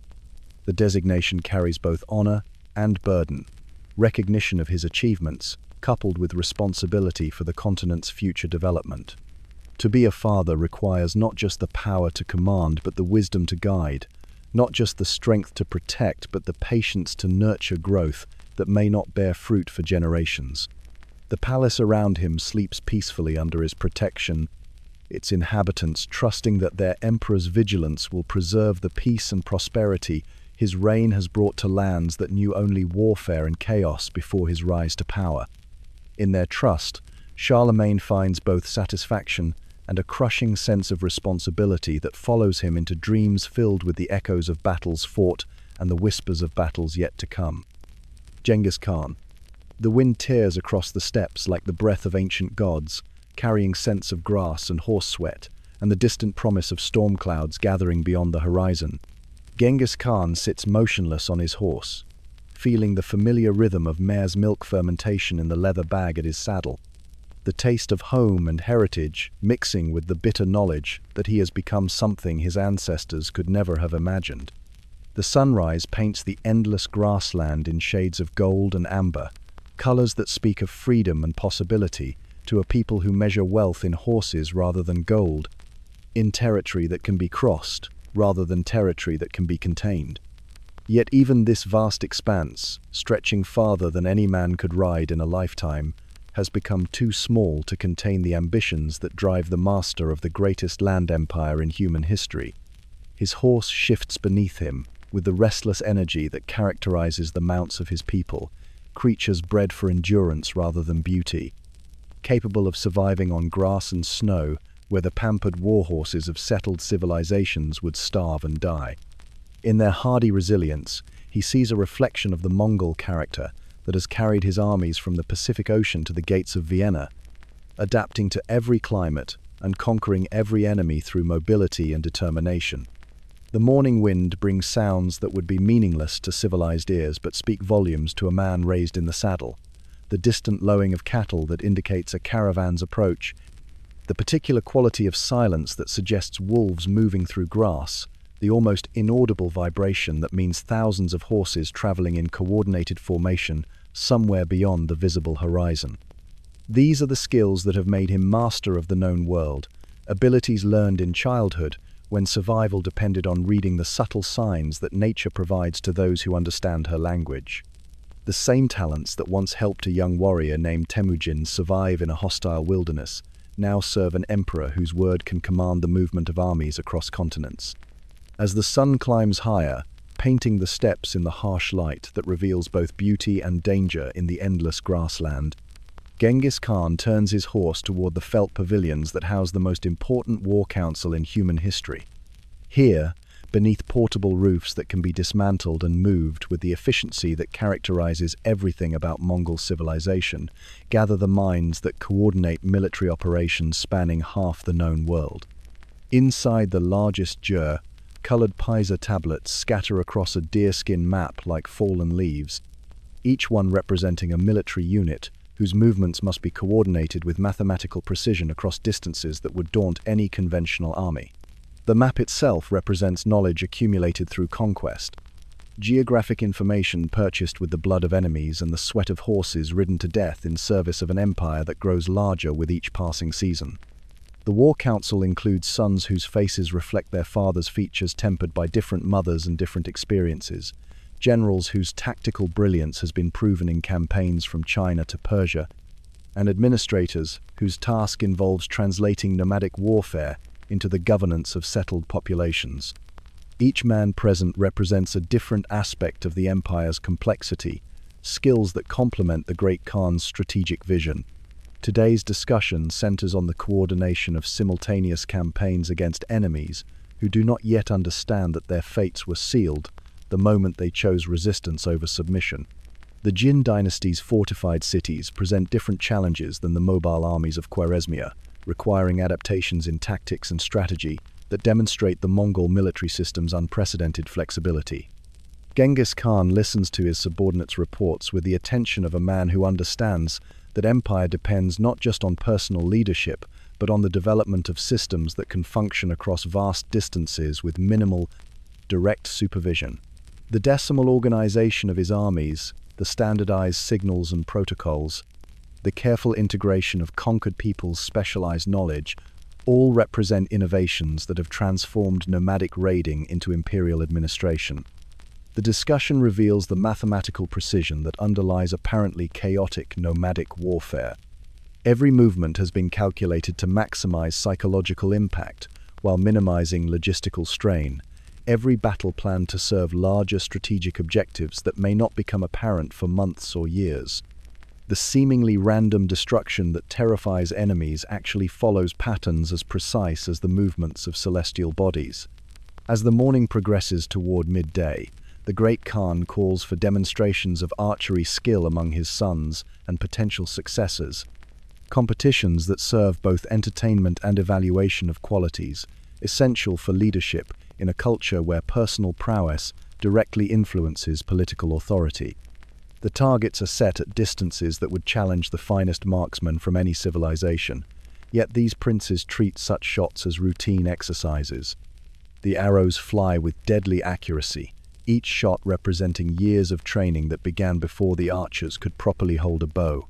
In their skill, Genghis Khan sees both pride and concern, for military excellence alone cannot guarantee the survival of an empire that has grown beyond the capacity of traditional nomadic leadership structures to control effectively.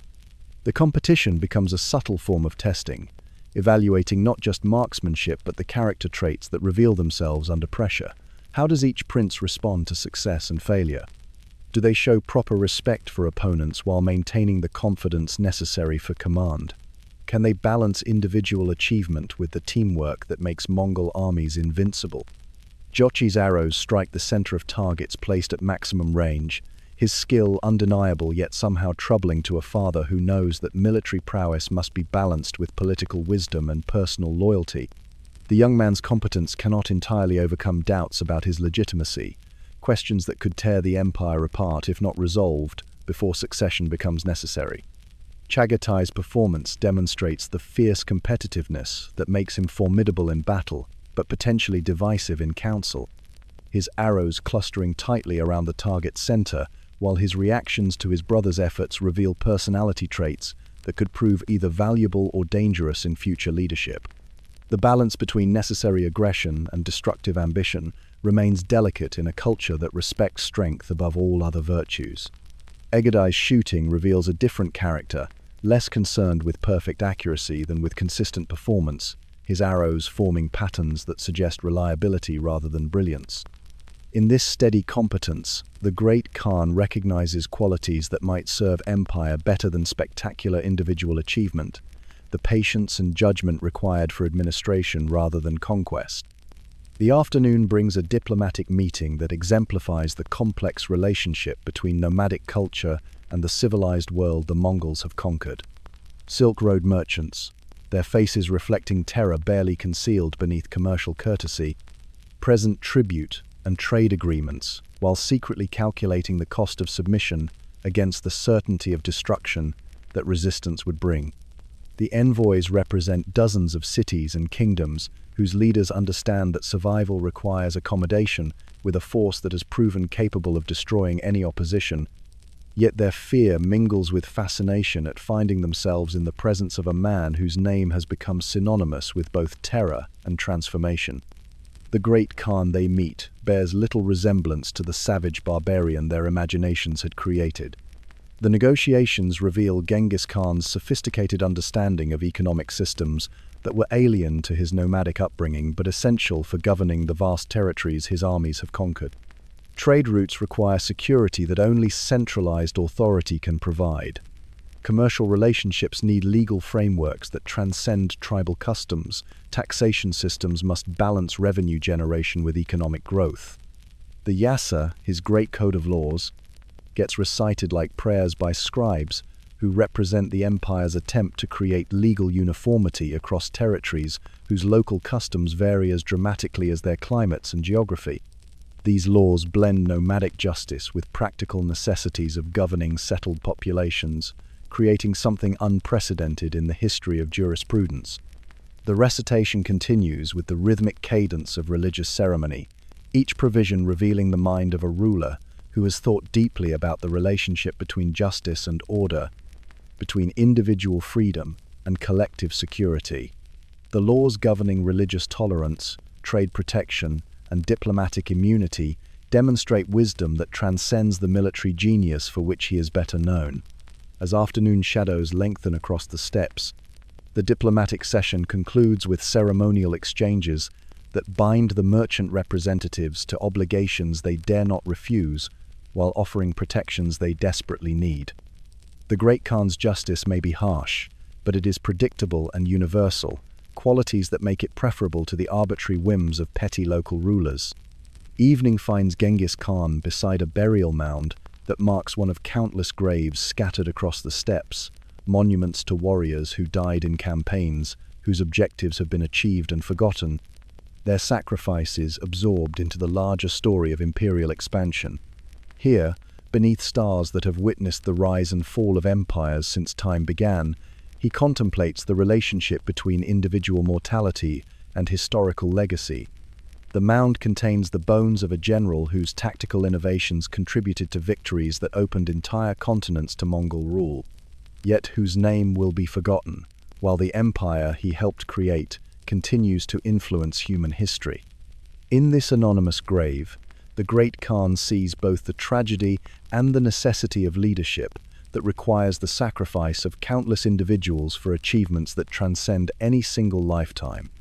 The night wind carries scents and sounds from the vast territory that acknowledges his authority, reminders of the unprecedented scope of what he has accomplished through a combination of personal charisma, military genius, and administrative innovation. Yet the empire's very size creates problems that no nomadic leader has ever faced, challenges that may require solutions beyond the traditions that made conquest possible. The stars above shine down on territories that stretch from forests where shamans still practice ancient rituals, to deserts where Islamic scholars preserve the wisdom of ages, from cities where Confucian administrators maintain ancient bureaucracies to monasteries where Christian monks copy manuscripts that preserve classical learning. The diversity of his subjects represents both the empire's greatest strength and its most daunting challenge. Standing beside the grave of his fallen comrade, Genghis Khan reflects on the loneliness that accompanies supreme authority. The very success that has made him master of the world has elevated him beyond the reach of genuine friendship, for who can speak as an equal to a man whose word can determine the fate of nations? The isolation grows more complete with each victory, each expansion of power that increases his responsibilities while reducing his human connections. The burial mound seems to pulse with the presence of all those who have died to create his empire, their sacrifice a weight that grows heavier with each passing year. Victory in battle provides temporary satisfaction, but the dead remain dead, their absence a permanent reminder that even the greatest achievements cannot restore what has been lost in their pursuit. The empire he has built through nomadic mobility and warfare now requires different skills for its preservation, administrative abilities that sit uneasily with the cultural values that made conquest possible. The tension between nomadic freedom and imperial responsibility creates contradictions that may prove impossible to resolve, problems that could destroy what has been created if not addressed with the same genius that made creation possible. As midnight approaches and the steppes fall silent except for the eternal wind that shapes both landscape and the souls of those who call it home, Genghis Khan contemplates a legacy that will be measured not in monuments of stone, but in the horizons his armies have crossed, and the peoples they have united under a single authority.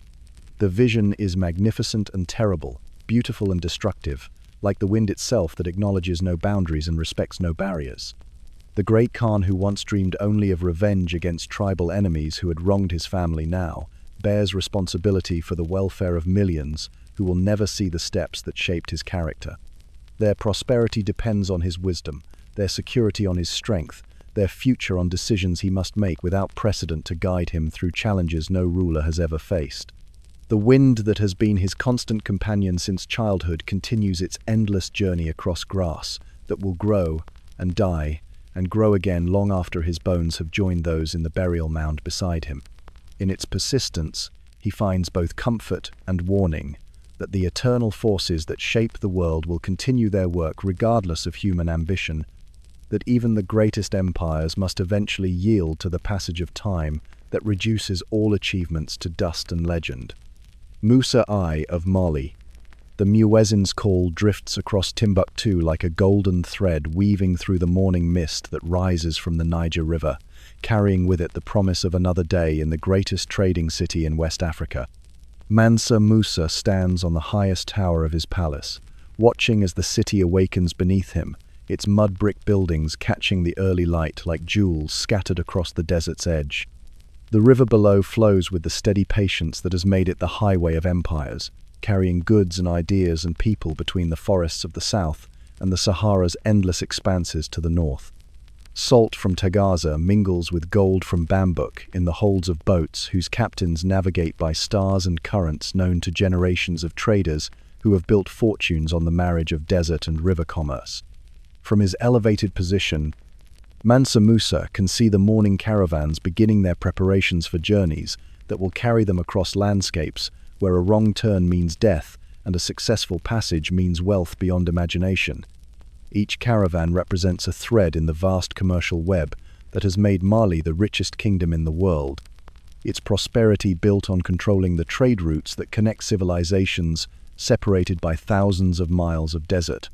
The sight of these preparations brings back memories of his own legendary pilgrimage to Mecca, the journey that transformed him from a regional ruler into a figure of international renown.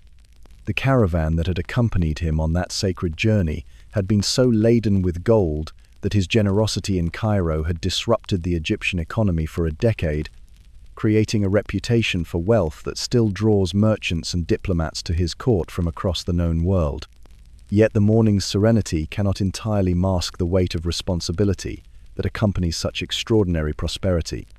The gold that flows through his kingdom like water brings not just wealth but the attention of enemies who covet what they cannot create. The burden of managing an economy that affects trade patterns from Lisbon to Constantinople, the constant vigilance required to maintain the delicate balance between different ethnic groups and religious traditions that comprise his vast empire. The call to prayer reminds him of the spiritual obligations that accompany temporal power, the need to balance the pursuit of worldly success with the requirements of faith that guide a ruler whose subjects include both devout Muslims and adherents of traditional African religions. The synthesis of different belief systems within his kingdom represents both Mali's greatest achievement and its most persistent challenge. As the morning progresses, Mansa Musa makes his way to the royal treasury, chambers that contain wealth beyond the comprehension of most rulers. Here, in rooms whose existence is known only to his most trusted advisors, gold dust accumulates in mounds that catch the lamplight like captured sunbeams, each grain representing the labor of miners working in conditions that transform precious metal into something achieved through human sacrifice. The sight of such abundance still amazes him, despite years of gradually increasing prosperity that have made Mali synonymous with gold throughout the medieval world. The metal that common people in other lands see only in small ornaments fills entire rooms in his palace, yet its very abundance creates problems that poorer rulers never face. How does one transport such wealth safely? How does one prevent its very plenty from destroying the economic systems that created it? The morning's inventory reveals the complex calculations required to manage an economy based on controlling scarce resources that everyone desires but few can obtain. The gold must be distributed carefully to maintain its value, traded strategically to maximize political advantage, and hoarded judiciously to provide security against future uncertainties. Each decision about its use affects not just Mali's prosperity, but the economic stability of half the known world. The treasury also contains other forms of wealth that speak to Mali's position at the crossroads of continents: ivory from forest elephants, copper from mines whose locations are state secrets, rare woods, and exotic animals that command premium prices in markets where such goods represent the ultimate luxury. The diversity of these treasures reflects the empire's geographic scope and commercial sophistication. Yet as he moves among these accumulated riches, Mansa Musa cannot forget the human cost of such prosperity. The gold comes from mines where workers face dangers that make their labor a form of voluntary martyrdom.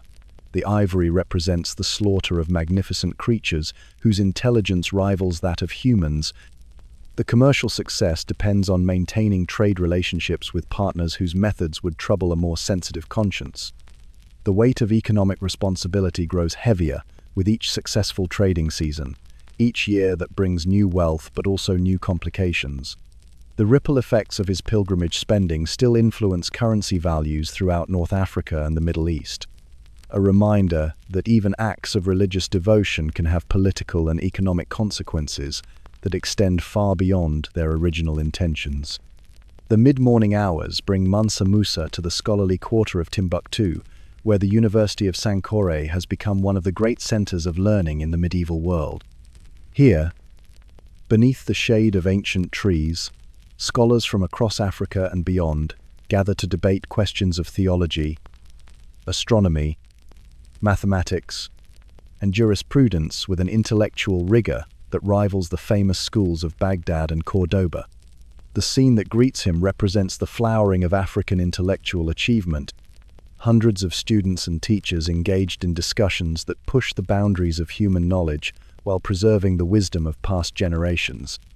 The library contains thousands of manuscripts on subjects ranging from Islamic theology to Greek philosophy, astronomical observations to historical chronicles, all copied and preserved by scribes whose skills ensure that learning survives the political upheavals that destroy kingdoms. Today's discussion centers on astronomical calculations that will improve navigation for the trading expeditions that are Mali's economic lifeblood. The scholars debate the precise movements of celestial bodies with the passion of men who understand that theoretical knowledge has practical applications, that understanding the stars can mean the difference between successful commerce and death in the desert. Mansa Musa listens to these learned debates with genuine fascination, his mind stimulated by intellectual challenges that provide respite from the relentless practical concerns of imperial administration. The funding he provides for these scholarly pursuits represents more than royal patronage. It demonstrates his commitment to creating a legacy that transcends material wealth, establishing Mali as a center of learning that will influence human development long after its gold mines are exhausted. The presence of scholars from distant lands, Arabs from Cairo, Berbers from Morocco, even occasional visitors from Al-Andalus, testifies to Timbuktu's reputation as a place where knowledge is valued and intellectual achievement honored. Their debates cross cultural and religious boundaries, creating a synthesis of different traditions that produces insights available nowhere else in the world. The afternoon brings the emperor to Timbuktu's bustling marketplace, where the theoretical wealth of his treasury transforms into the practical reality of international commerce. Here, salt from the Sahara's heart mingles with gold from the empire's mines, creating exchanges that have made Mali the linchpin of trans-Saharan trade and established Timbuktu as a commercial center whose influence extends from the Atlantic coast to the Red Sea. The market's diversity reflects the empire's position at the intersection of different worlds. Berber traders leading caravans of camels, whose bells create a constant musical background, Fulani herdsmen offering cattle and dairy products, Songhai merchants displaying goods brought down the Niger from territories that acknowledge Mali's supremacy, European traders who have traveled impossible distances to reach this legendary source of African gold. The sight of such commercial activity provides both satisfaction and concern for a ruler who understands that prosperity breeds its own problems. The wealth flowing through his kingdom attracts not just honest merchants but the attention of raiders who would prefer theft to trade, neighboring kingdoms that resent Mali's dominance, and internal rivals who believe they could manage such riches more effectively. The afternoon's negotiations reveal the diplomatic complexities that accompany commercial success. Trade agreements must balance economic advantage with political considerations. Taxation policies must generate revenue without destroying the commerce they tax. Security arrangements must protect caravans without creating military expenses that consume the profits they are designed to preserve. Each transaction in the marketplace represents a small victory in the larger struggle to maintain Mali's prosperity in a world where economic success makes enemies as surely as military conquest. The traders who profit from the empire's stability also create dependencies that could prove dangerous if political circumstances change, yet without their commerce, the kingdom's wealth would disappear as quickly as water poured onto desert sand. As evening approaches, Mansa Musa observes the departure of a caravan bound for Morocco, its camels laden with goods that will eventually reach markets in Europe and Asia. The sight of these patient animals beginning their dangerous journey across the Sahara reminds him of his own pilgrimage, the months spent traversing landscapes where survival depends on careful planning and divine providence. The caravan's leader approaches for final instructions, his weather-beaten face reflecting the accumulated wisdom of a man who has guided trading expeditions across some of the world's most hostile terrain. The conversation that follows reveals the complex logistics required to maintain Mali's commercial networks, the scheduling of departures to coincide with favorable seasons, the coordination of supply depots along routes that cross territories controlled by different authorities, the diplomatic arrangements that ensure safe passage through regions where a wrong word could mean massacre. Night settles over Timbuktu with the gentle grace of a blessing, the city's lights reflecting off the Niger's waters like stars fallen to earth.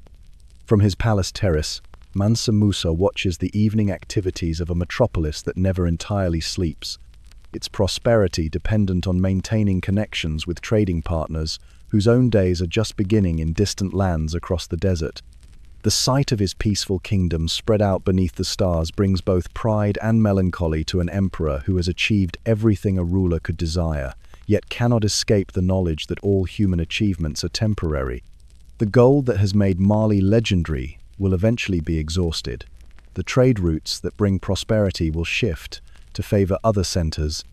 The political arrangements that maintain stability will be tested by challenges he cannot predict. In the quiet of the evening, surrounded by evidence of unprecedented success, Mansa Musa confronts the paradox that accompanies all great achievements, that success brings responsibilities heavier than failure, that wealth creates problems unknown to poverty, that fame attracts attention both welcome and dangerous. The kingdom he has built represents the pinnacle of medieval African civilization, yet its very excellence makes it a target for enemies who seek to destroy what they cannot match. The Niger flows past his capital with the same steady rhythm that has carried countless civilizations toward their destinies, indifferent to human ambition yet essential for human survival. In its persistence, the emperor finds both comfort and warning, that the forces of nature and history that have made Mali possible will continue their work long after his empire has joined the countless others that have risen and fallen along these ancient waters. The weight of gold, so light when measured against other metals, becomes crushing when measured against the responsibilities it creates. The emperor who possesses more wealth than any ruler in history discovers that such riches bring not freedom but obligation, not independence but the need to satisfy the expectations of all who depend on his prosperity for their own survival. The blessing of abundance reveals itself as a burden that only the strongest can bear without being destroyed by its very magnificence. Yongle Emperor. The ceremonial drums echo across Beijing's half-finished walls like the heartbeat of a nascent empire, their rhythms synchronized with the measured footsteps of workers who labor to transform the muddy plains of northern China into the greatest imperial capital the world has ever seen. Emperor Yongle stands on the highest scaffolding of what will become the Forbidden City, watching as thousands of craftsmen shape his vision into reality with the patient precision that has characterized Chinese civilization for millennia. The crisp northern air carries scents of fresh timber from the forests of Sichuan, fired brick from kilns that operate without rest, and the inevitable dust of construction that transforms everything it touches into something grander than its original form. Each breath reminds the emperor of the magnitude of his undertaking, to create a city worthy of the mandate of heaven, a physical embodiment of imperial authority that will awe visitors from across the known world. Below him, the construction site resembles a vast anthill of human activity, coordinated with mathematical precision that would impress the ancient sages whose teachings still guide Chinese governance. Teams of workers move materials with the efficiency born of centuries of experience in massive public works, their efforts synchronized by a system of signals and protocols that transforms individual labor into collective achievement. The site fills Yongle with both pride and anxiety, for this magnificent project represents not just architectural ambition but political necessity.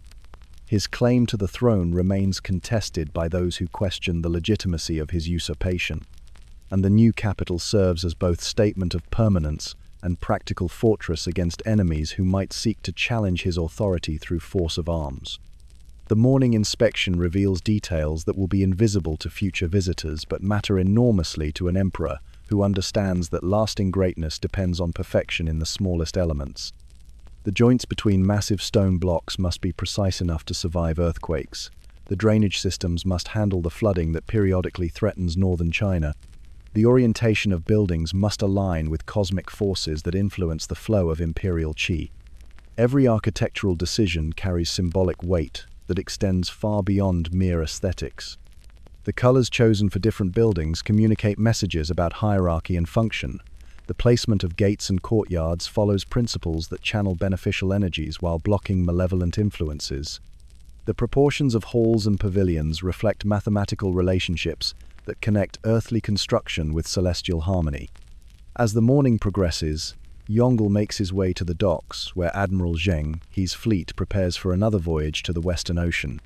Expeditions that have carried Chinese prestige and goods to kingdoms whose names were unknown to previous generations. The sight of these massive ships, larger than any vessels built by other civilizations, represents the technological superiority that justifies China's claim to be the Middle Kingdom, around which all other nations orbit. The treasure ships dwarf even the largest structures in the Forbidden City. Their holds capable of carrying entire diplomatic missions, along with trade goods that will finance the expeditions while demonstrating Chinese craftsmanship to foreign courts. Each vessel represents years of labor by master shipbuilders whose skills have been passed down through generations, refined through experience with both river navigation and ocean voyaging. The manifests that Yongle reviews reveal the complexity of these maritime diplomatic missions. Porcelain so fine it seems translucent, silk so lustrous it captures light like liquid gold, tea and spices that command premium prices in markets where Chinese goods have become synonymous with luxury and refinement. Yet these commercial items serve political purposes as much as economic ones, tools of diplomacy that establish Chinese superiority without requiring military conquest. The tributary relationships established through these voyages create a network of client states that acknowledge Chinese suzerainty in exchange for protection and trading privileges. The system represents a sophisticated approach to international relations that achieves imperial objectives through cultural influence and economic incentive, rather than crude military domination, though the fleet's military capabilities ensure that diplomatic overtures are taken seriously. Admiral Zheng. He himself embodies the cosmopolitan character of Yongle's reign, a Muslim eunuch whose loyalty to the emperor transcends the religious and ethnic divisions that might have prevented such advancement under less capable rulers. His success in commanding these massive expeditions demonstrates the merit-based approach to administration that has made Chinese governance more effective than the hereditary systems that characterize other civilizations. The preparation for departure reveals logistical capabilities that rival those of modern military operations, coordination of supplies for voyages lasting months, navigation equipment that enables precise course plotting across thousands of miles of open ocean, diplomatic protocols that allow Chinese envoys to function effectively in cultures whose customs differ dramatically from their own. Midday brings the emperor to the Hall of Mental Cultivation, where Confucian scholars debate questions of governance and ethics with the intellectual rigor that has sustained Chinese civilization through centuries of political upheaval. The discussion centers on the proper relationship between imperial authority and moral constraint, themes that speak directly to Yongle's own situation as a usurper who seeks legitimacy through virtuous rule. The scholars represent the finest minds of their generation, men whose mastery of classical texts enables them to apply ancient wisdom to contemporary challenges. Their debates follow forms established centuries ago, yet their conclusions must address problems that previous generations never faced. How should a Confucian ruler govern territories whose inhabitants follow different cultural traditions? Can the mandate of heaven justify irregular succession if the resulting rule proves beneficial to the people? Yongle listens to these discussions with the attention of a ruler who understands that intellectual legitimacy matters as much as military strength in maintaining long-term political stability. The scholar's approval cannot be purchased or coerced. It must be earned through demonstrated commitment to the principles they represent, consistency between declared values and actual policies. The afternoon's debate reveals the tension between Confucian ideals and practical governance that has challenged Chinese rulers since the philosophy's inception. The classics advocate benevolent rule guided by moral principle, yet maintaining an empire requires decisions that sometimes conflict with strict ethical guidelines. The emperor, who seeks to govern according to Confucian principles, must constantly balance competing obligations that admit no perfect resolution. The discussion of filial piety brings particularly complex implications for a ruler whose path to power involved overthrowing his nephew, actions that violate fundamental Confucian values even if they serve larger purposes. The scholars approach this sensitive topic with the delicacy required by their dependence on imperial patronage, yet their intellectual integrity demands honest engagement with ethical questions that have no comfortable answers. The afternoon's philosophical discussions give way to more practical concerns, as Yongle inspects the Grand Canal dredging operations that maintain China's most vital transportation artery. Here, in projects that span hundreds of miles and employ hundreds of thousands of workers, the emperor witnesses logistics, poetry in motion, human organization on a scale that transforms geography itself through collective effort. The canal represents one of humanity's greatest engineering achievements, a waterway that connects the rice-producing regions of the south with the political centers of the north, enabling the economic integration that makes Chinese unity practical rather than merely theoretical. Its maintenance requires constant attention to silting problems, flood control, and the coordination of traffic that carries not just goods, but the information that binds the empire together. The dredging crews work with mechanical efficiency, their efforts guided by hydraulic engineering principles developed through centuries of experience with water management in a land where rivers determine the fate of civilizations. Each section of cleared waterway represents victory over natural forces that would otherwise fragment the empire into isolated regions incapable of mutual support. The emperor watches these operations with genuine fascination, understanding that such unglamorous work provides the foundation for all the more visible achievements of his reign. The Grand Canal makes possible the food shipments that feed Beijing's growing population, the tax revenues that fund the treasure fleets, the rapid communication that enables centralized administration of territories spanning thousands of miles. The workers pause in their labors as the imperial party passes, offering respectful bows that acknowledge not just political authority but genuine appreciation for an emperor who understands the importance of their contributions to imperial success. Their loyalty has been earned through policies that provide fair wages, reasonable working conditions, and recognition that their labor serves purposes greater than mere royal vanity. Evening approaches as Yongle takes his traditional stroll through the vast courtyards of the developing Forbidden City, spaces designed to dwarf human scale while channeling movement in patterns that reinforce hierarchical relationships. The vermilion lacquer of newly finished buildings glows like fire in the setting sun, creating an atmosphere of otherworldly magnificence that will impress foreign ambassadors and intimidate potential rebels. Yet even as he admires the beauty of his architectural vision, the emperor cannot entirely escape awareness of the whispers that follow him through corridors where servants and courtiers conduct the endless intrigue that characterizes all centers of absolute power.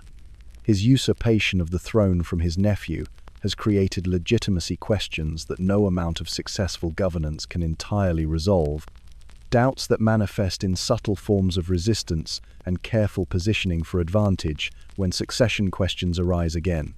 The lantern-lit pavilions reveal faces that reflect complex emotions in their careful expressions, loyalty mixed with calculation, admiration tempered by ambition, respect qualified by the knowledge that imperial favor can shift as quickly as weather patterns. The court that surrounds him represents both his greatest strength and his most persistent vulnerability, the source of administrative capability and the breeding ground for the conspiracies that could destroy everything he has built. The evening stroll provides opportunity for informal conversations that reveal more about the empire's true condition than any formal report. Ministers speak more freely when walking through gardens than when seated in throne rooms, their casual observations often containing insights that formal briefings miss entirely. The emperor who listens carefully can learn things that no spy network could discover through conventional surveillance. As night settles over the construction site that will become humanity's greatest architectural achievement, Yongle contemplates the paradox of imperial power, that the authority to command millions comes with isolation from genuine human connection, that the ability to shape history requires sacrificing the simple pleasures that make individual life meaningful. The sounds of the city settling into evening create a symphony of human activity: merchants closing their shops, workers returning to families after days of labor, scholars continuing debates in tea houses where ideas flow as freely as wine. In these ordinary sounds, the emperor finds both satisfaction and melancholy, pride in the prosperity his rule has created, and sadness at his separation from the common humanity he serves. The great construction project that consumes his days and haunts his nights represents more than architectural ambition. It embodies his desperate attempt to create something permanent in a world where political power proves as fragile as morning mist. The buildings will outlast their creator, providing future generations with evidence that the Yongle era achieved greatness worthy of remembrance, regardless of the legitimacy questions that trouble his reign's beginning. Standing alone in courtyards that will host the ceremonial life of future dynasties, the emperor who has expanded China's borders and influence beyond all previous limits confronts the ultimate limitation that constrains even the most successful rulers: that individual mortality makes all achievements temporary, that death comes equally to peasants and emperors, reducing the greatest lives to historical footnotes in records that few will read and fewer still will understand. Suleiman, the Magnificent. Rose-tinted dawn light filters through the intricate latte work of Topkapi Palace windows, painting geometric shadows across marble floors that seem to pulse with the rhythm of an empire's heartbeat. Sultan Suleiman stands in his private chamber overlooking the Golden Horn, where the scent of tulips from the palace gardens mingles with the sharper tang of gunpowder from the armory that never sleeps, creating an olfactory reminder of the dual nature of his reign: beauty and violence inextricably bound together. The morning view encompasses territories that span 3 continents, from the Danube's distant banks to the shores of the Persian Gulf, a dominion larger than Rome at its zenith, yet held together, not by roads and legions but by the personal authority of a sultan, whose word can command armies to march across mountains or fleets to sail beyond the known world. The sight fills him with both pride and the crushing weight of responsibility that accompanies such unprecedented power. Below in the city, the faithful respond to the first call to prayer, their synchronized movements creating patterns visible from his elevated position, like living geometry flowing through streets that have witnessed the rise and fall of empires. The sound of their devotions rises to his windows, a reminder that his authority, however absolute it may appear, ultimately derives from the will of Allah and the consent of subjects who could withdraw their obedience if his rule ceased to serve their welfare and the cause of Islam. This morning brings news from the Hungarian frontier, where his armies probe the defences of Vienna with the methodical patience that has characterized Ottoman expansion for 2 centuries.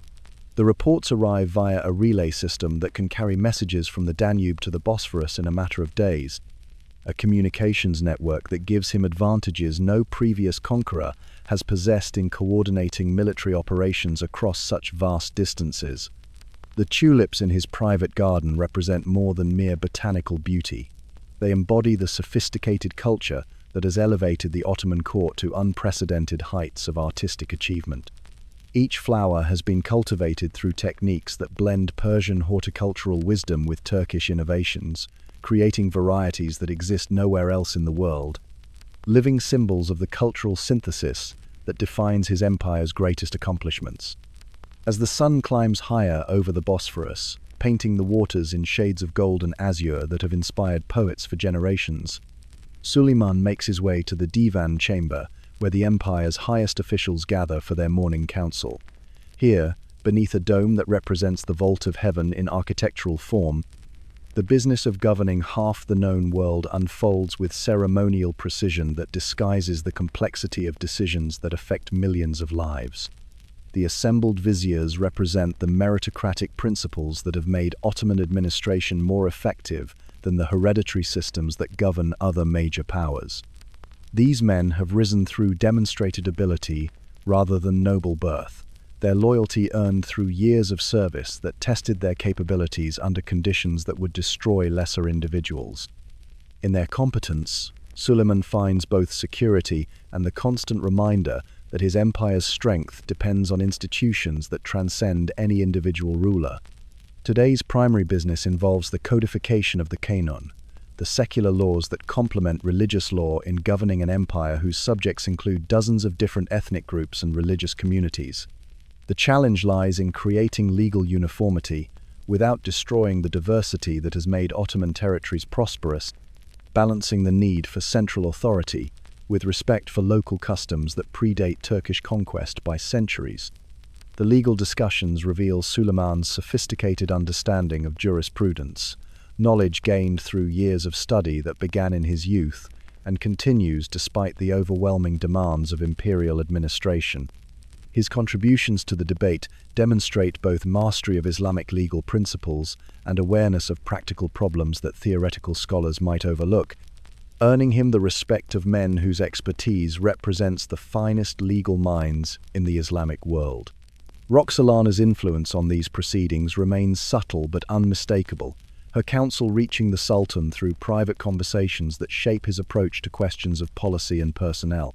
The unprecedented power she wields as his favorite wife represents a departure from Ottoman tradition that troubles some conservatives, yet her political wisdom has proven invaluable in navigating the complex currents of court intrigue and international diplomacy. The morning's legal work includes provisions for religious minorities that reflect the practical tolerance that has made Ottoman rule acceptable to Christian and Jewish populations who might otherwise resist Muslim dominion. These policies serve both humanitarian and strategic purposes, creating stability in conquered territories while providing the empire with skills and resources that would be lost through persecution or forced conversion. The Divan session concludes with the traditional ceremony that affirms the Sultan's supreme authority while acknowledging the collaborative nature of effective governance. The vizier's formal submission to his will masks the reality that successful administration requires their expertise and cooperation, that even absolute monarchs must work within systems that limit their practical freedom of action.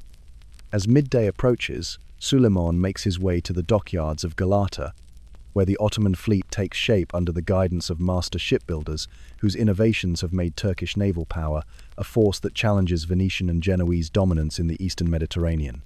The sounds of construction fill the air, hammers striking iron, saws biting through timber, the calls of workers coordinating efforts that transform raw materials into instruments of imperial policy. The galleys under construction represent the cutting edge of naval technology, their designs incorporating lessons learned through decades of warfare against European maritime powers. Each vessel embodies compromises between speed, firepower, and seaworthiness that reflect the complex requirements of naval operations in waters that range from the calm Mediterranean to the stormy Black Sea.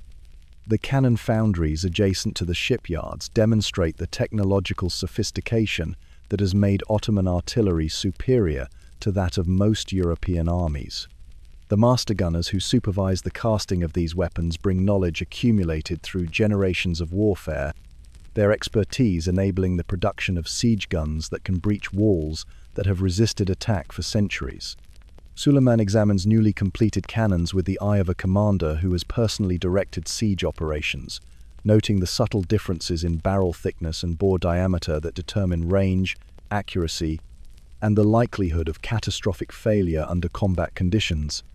His technical knowledge, gained through practical experience rather than theoretical study, enables him to ask questions that reveal both the weapon's capabilities and their limitations.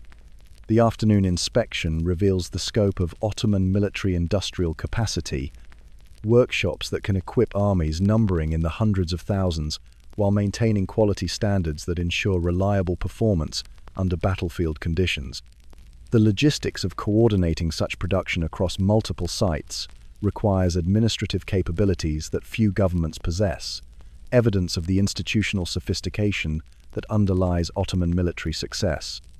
The presence of foreign experts working alongside Turkish craftsmen reflects the empire's pragmatic approach to acquiring useful knowledge, regardless of its source. Italian engineers contribute expertise in fortification design. German metallurgists share techniques for improving steel quality, while Greek shipwrights bring centuries of maritime experience to projects that will serve the Sultan's strategic objectives. The afternoon heat drives most activity into the shade, but Suleiman continues his inspection with the dedication of a ruler who understands that attention to detail determines the difference between military success and catastrophic failure. The ships and guns being produced in these facilities will carry Ottoman power to battlefields, where the empire's future will be decided through the quality of preparation rather than mere courage or numbers. As the day's heat begins to abate, the Sultan makes his way to the construction site of the Suleymaniye Mosque, where master architect Sinan creates what will become his masterpiece, a building designed to surpass the architectural achievements of Byzantium while embodying the spiritual aspirations of Islamic civilization. The sight of the rising dome, still supported by scaffolding but already revealing its intended majesty, fills him with both anticipation and the weight of artistic responsibility. The mosque represents more than religious architecture. It embodies Suleiman's vision of Ottoman culture as the synthesis of all previous civilizations that have flourished in these lands. Byzantine engineering knowledge, Islamic decorative traditions, and Turkish structural innovations combine to create something unprecedented in the history of sacred architecture. A building that will stand as testimony to the heights that human creativity can achieve when guided by divine inspiration. Sinan's sketches reveal the mathematical precision that underlies the mosque's apparent simplicity, proportions calculated to create acoustic effects that will carry the imam's voice to every corner of the vast interior, while maintaining the visual harmony that elevates worshippers' thoughts toward contemplation of divine perfection. The architect's genius lies in making such complex calculations appear effortless, disguising technical virtuosity behind surfaces that seem to flow naturally from spiritual inspiration. The afternoon's architectural discussions reveal Suleiman's own knowledge of building principles, understanding gained through years of observing construction projects and consulting with master builders whose expertise spans the empire's diverse architectural traditions. His contributions to the design process reflect both aesthetic sensitivity and practical awareness of structural requirements that determine whether ambitious visions can be translated into enduring reality. The mosque's construction requires coordination of craftsmen whose skills represent the finest traditions of Islamic decorative arts, calligraphers whose script transforms stone into divine poetry, tile makers whose geometric patterns create visual representations of cosmic order, metal workers whose skill turns practical objects into works of artistic beauty. Their collaboration under Sinan's direction demonstrates the collective creativity that flourishes when individual talents serve purposes greater than personal achievement. As evening approaches and the muezzin's call echoes across the city from minarets both ancient and newly built, Suleiman retreats to his private chambers for the poetry and music that provide respite from the relentless demands of imperial administration. Here, surrounded by instruments whose craftsmanship rivals that of the weapons produced in his armories, he allows himself the luxury of artistic creation that connects him to the cultural traditions that define Islamic civilization. Tonight's poetry explores themes that have haunted rulers since the beginning of recorded history: the relationship between earthly power and spiritual truth, the loneliness that accompanies supreme authority, the awareness that all human achievements must eventually yield to the passage of time. The verses that flow from his pen reflect both the confidence of a successful conqueror and the melancholy that comes with understanding that even the greatest empires are temporary constructions in the face of eternity. The flute's haunting melody provides counterpoint to his poetic composition, its notes rising and falling like the fortunes of dynasties, beautiful in their transience, yet meaningful in their brief perfection.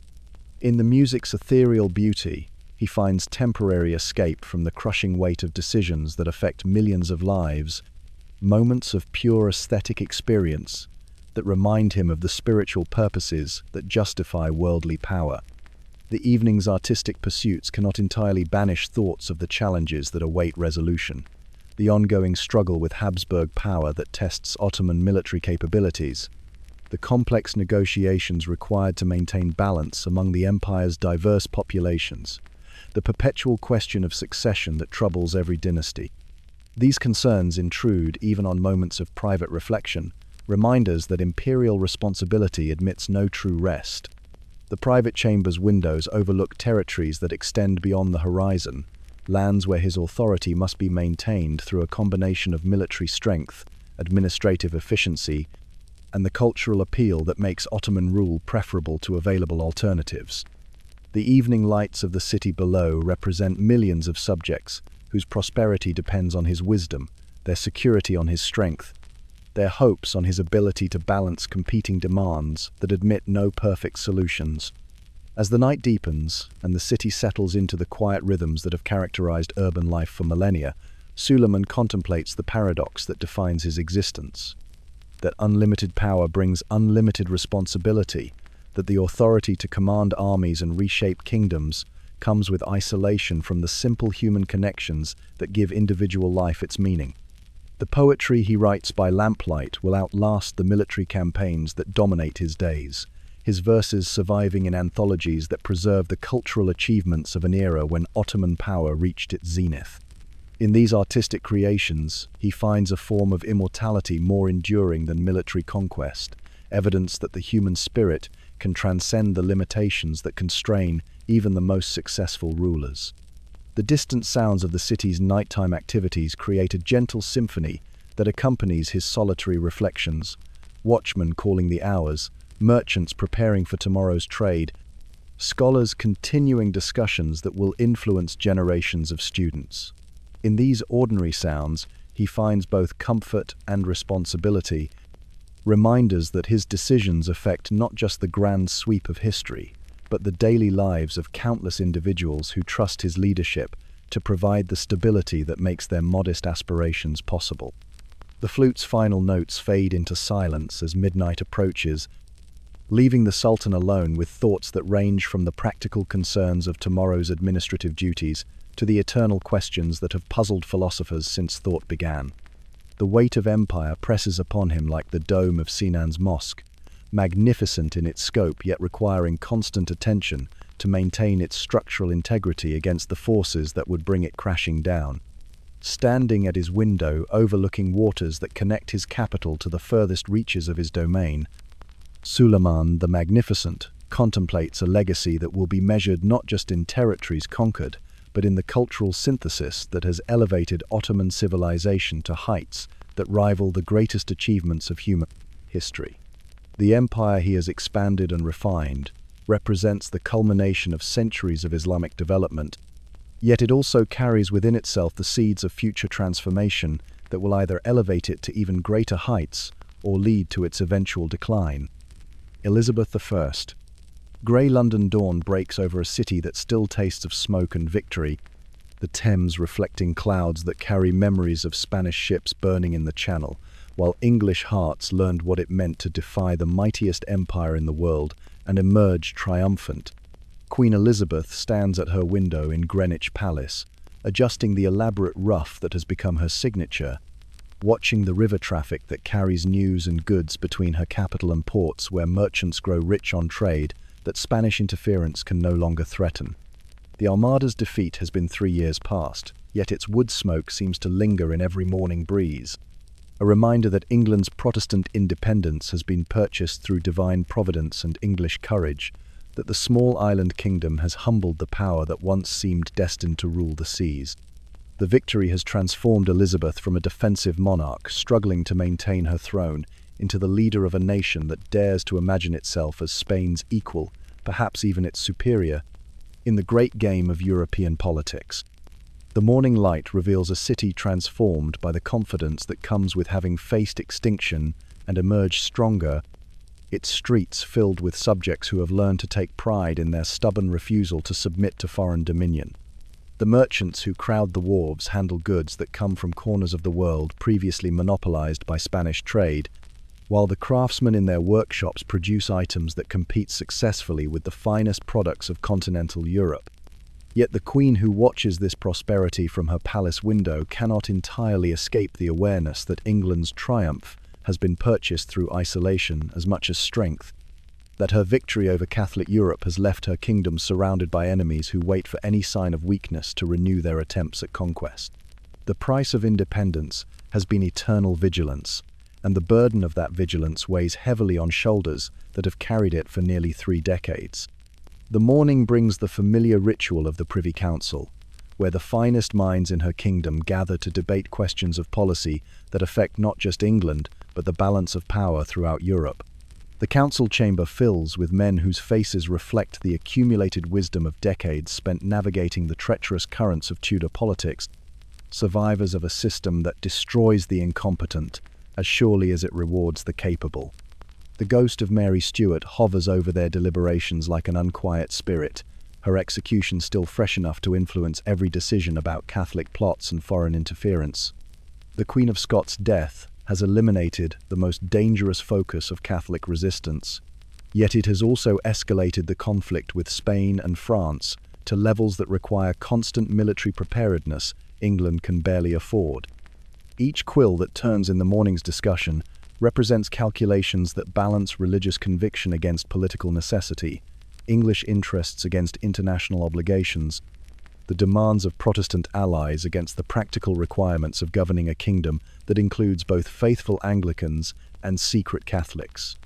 The Queen who listens to these debates must weigh every word not just for its immediate implications, but for its potential to spark conflicts that could destroy everything she has spent her reign building.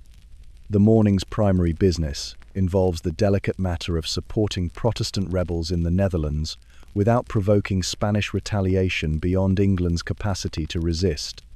The calculations require precise judgment about military capabilities, financial resources, and the diplomatic possibilities that might provide alternatives to direct confrontation with the most powerful empire in the world.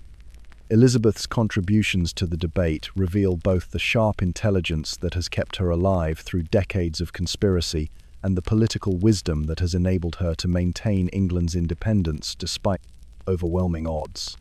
Her questions cut to the heart of complex issues, revealing assumptions that might prove dangerous if left unexamined, identifying opportunities that less perceptive minds might overlook entirely.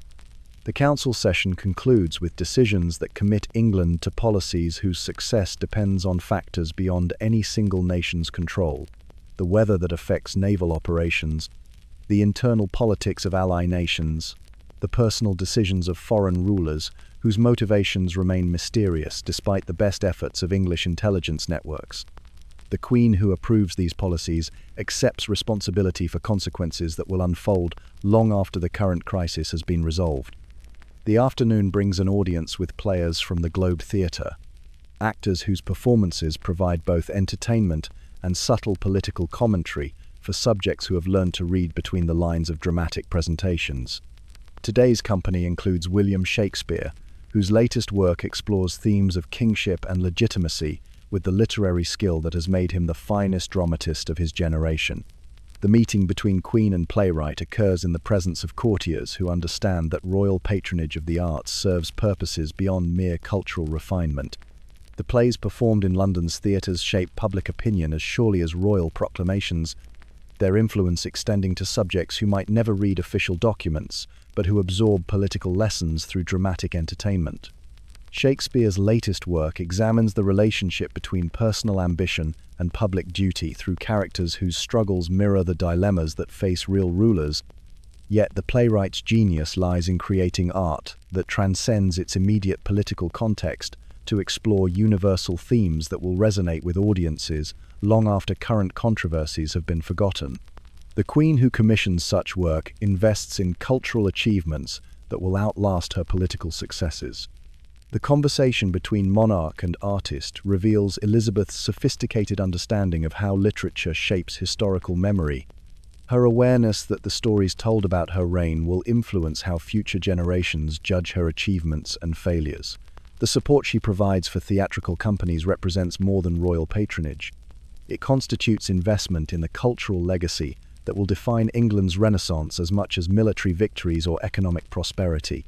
The afternoon's discussion ranges across questions of censorship and artistic freedom that have no easy answers, the balance between allowing creative expression and preventing seditious content that might undermine social stability. The Queen, who has survived numerous assassination attempts, understands the power of words to inspire both loyalty and rebellion. Yet she also recognizes that excessive control of artistic expression diminishes the cultural vitality that makes her reign memorable. As the meeting concludes with mutual expressions of respect and continued patronage, Elizabeth reflects on the strange relationship between temporal power and artistic achievement, the way that political authority can nurture cultural flowering while remaining ultimately subordinate to the creations that outlast the governments that sponsor them. Shakespeare's plays will survive long after the Tudor dynasty has ended, their exploration of human nature providing insights that transcend the particular circumstances of their creation. The late afternoon finds the Queen in the gardens of Hampton Court, walking among roses that bloom with the same stubborn persistence that has characterized her reign, their beauty unchanged by the political storms that rage beyond the palace walls.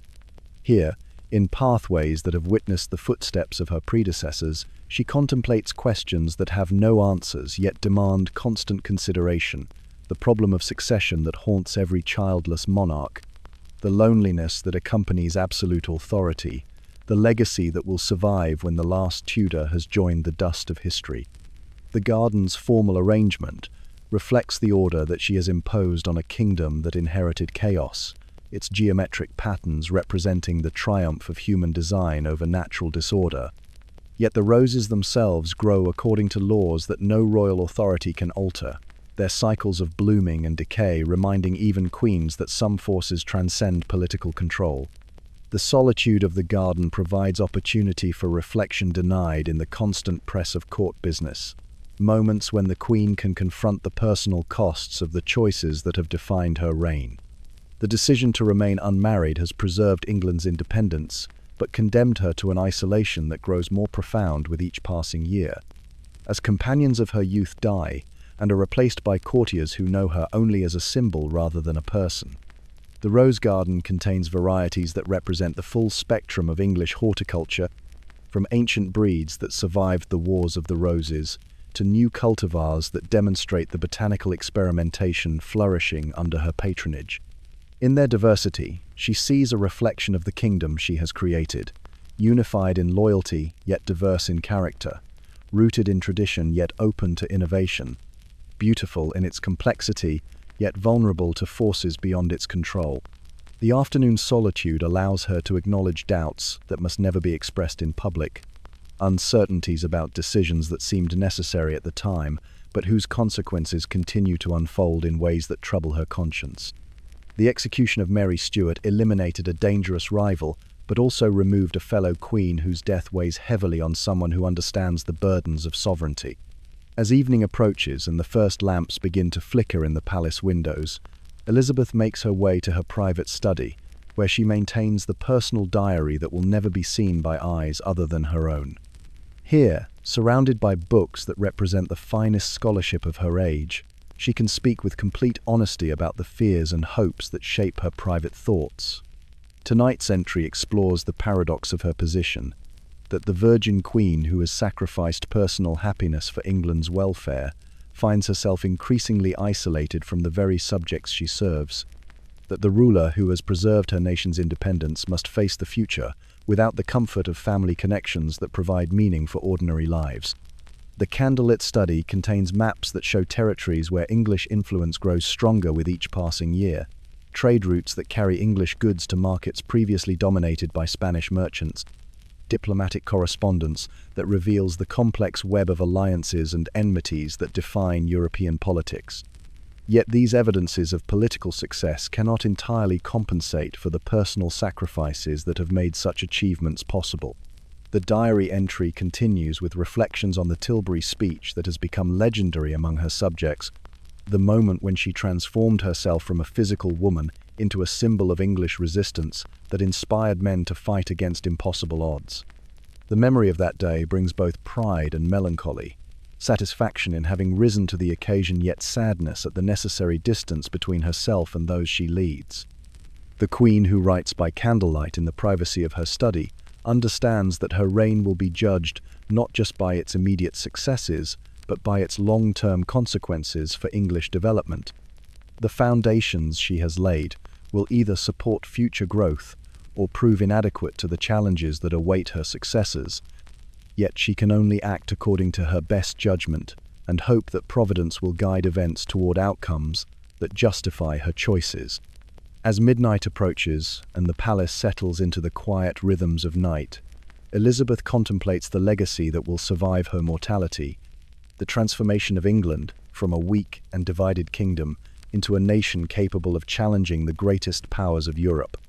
The achievement seems miraculous when measured against the circumstances of her accession, yet she knows that its preservation depends on factors beyond any individual ruler's control.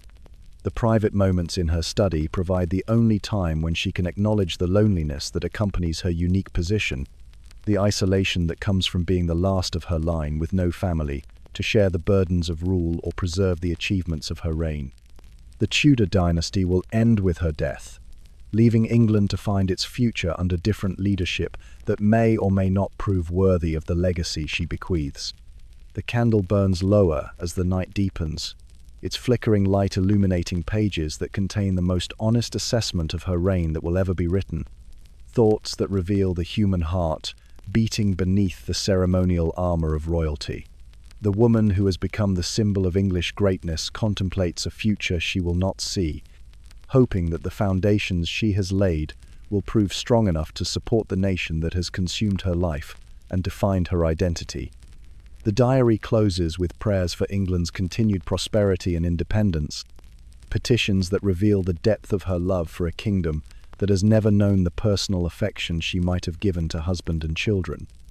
In this final act of devotion, the Virgin Queen who has married herself to England completes the sacrifice that has defined her reign and will determine her place in the pantheon of rulers who have shaped the course of human history. Louis XIV.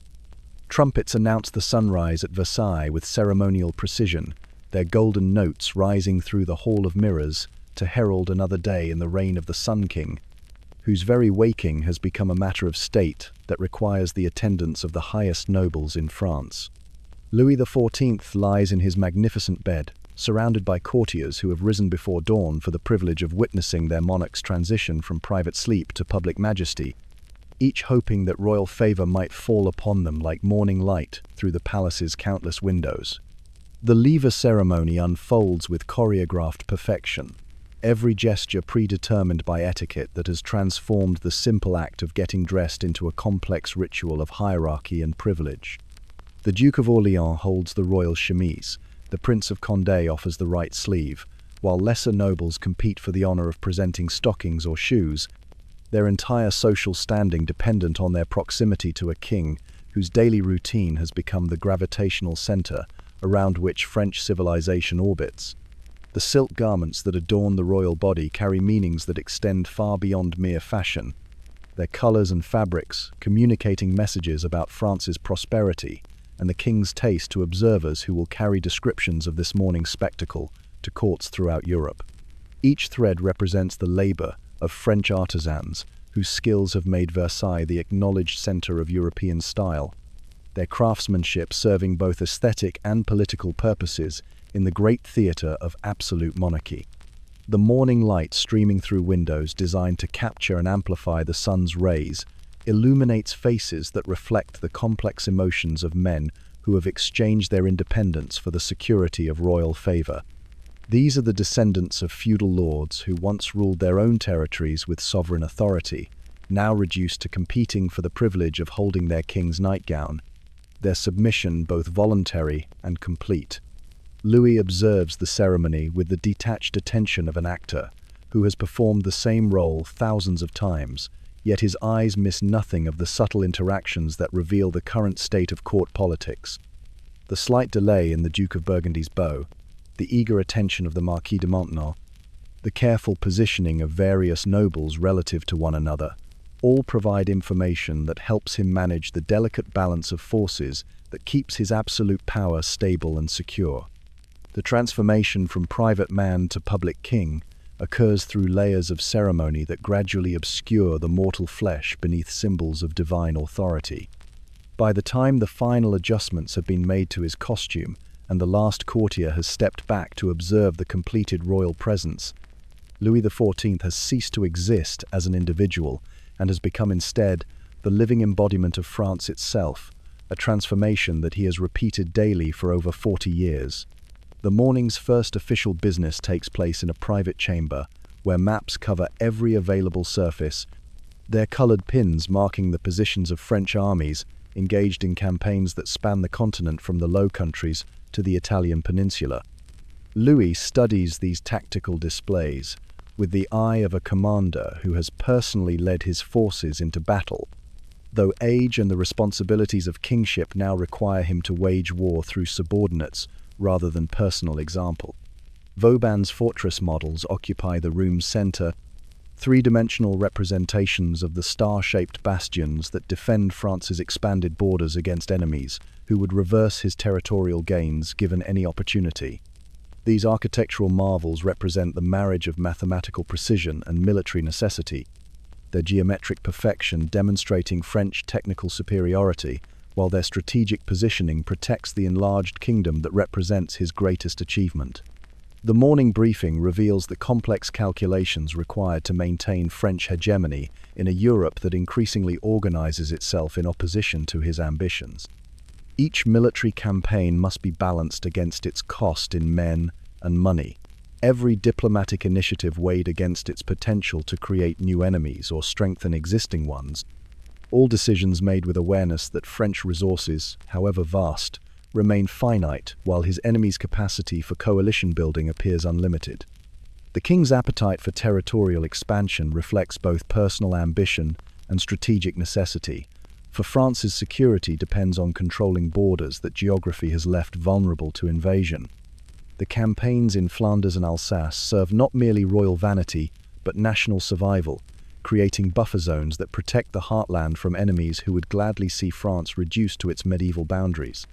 The discussion of supply lines and winter quarters reveals the enormous logistical effort required to maintain armies in the field across multiple theatres of operation, challenges that test French administrative capabilities to their limits. The Sun King, who commands these forces from his palace, must trust subordinates to execute strategies that he can influence but not directly control, a delegation of authority that sits uneasily with his absolutist principles. The morning's military briefing concludes with decisions that will determine the fate of thousands of soldiers who will never see the palace where their orders originate, men whose lives depend on the strategic wisdom of a king who has transformed warfare from a personal adventure into an extension of statecraft by other means. The weight of such responsibility adds gravitas to ceremonies that might otherwise seem merely decorative. The afternoon brings Louis to the palace's rehearsal halls, where ballet companies prepare performances that will demonstrate French cultural superiority as effectively as military victories assert French political dominance. Here, in studios that echo with the sounds of pointed shoes on polished floors and violins playing melodies that will influence European musical development for generations, art serves the purposes of empire through beauty rather than force. The dancers who perform for the Sun King represent the finest examples of an art form that has evolved under his patronage into something approaching perfection, their movements combining athletic precision with artistic expression in ways that create new possibilities for human aesthetic achievement. In their graceful coordination, Louis sees a reflection of the social harmony he seeks to create throughout his kingdom, individual talent subordinated to collective beauty.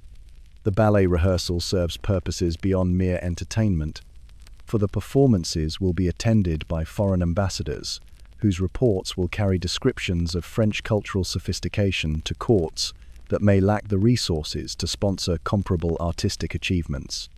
The soft power of aesthetic influence complements the hard power of military strength, creating multiple forms of French dominance that reinforce each other. The afternoon's program includes works that celebrate French military victories through artistic interpretation, transforming recent battles into mythological narratives that elevate political events to the level of eternal legend.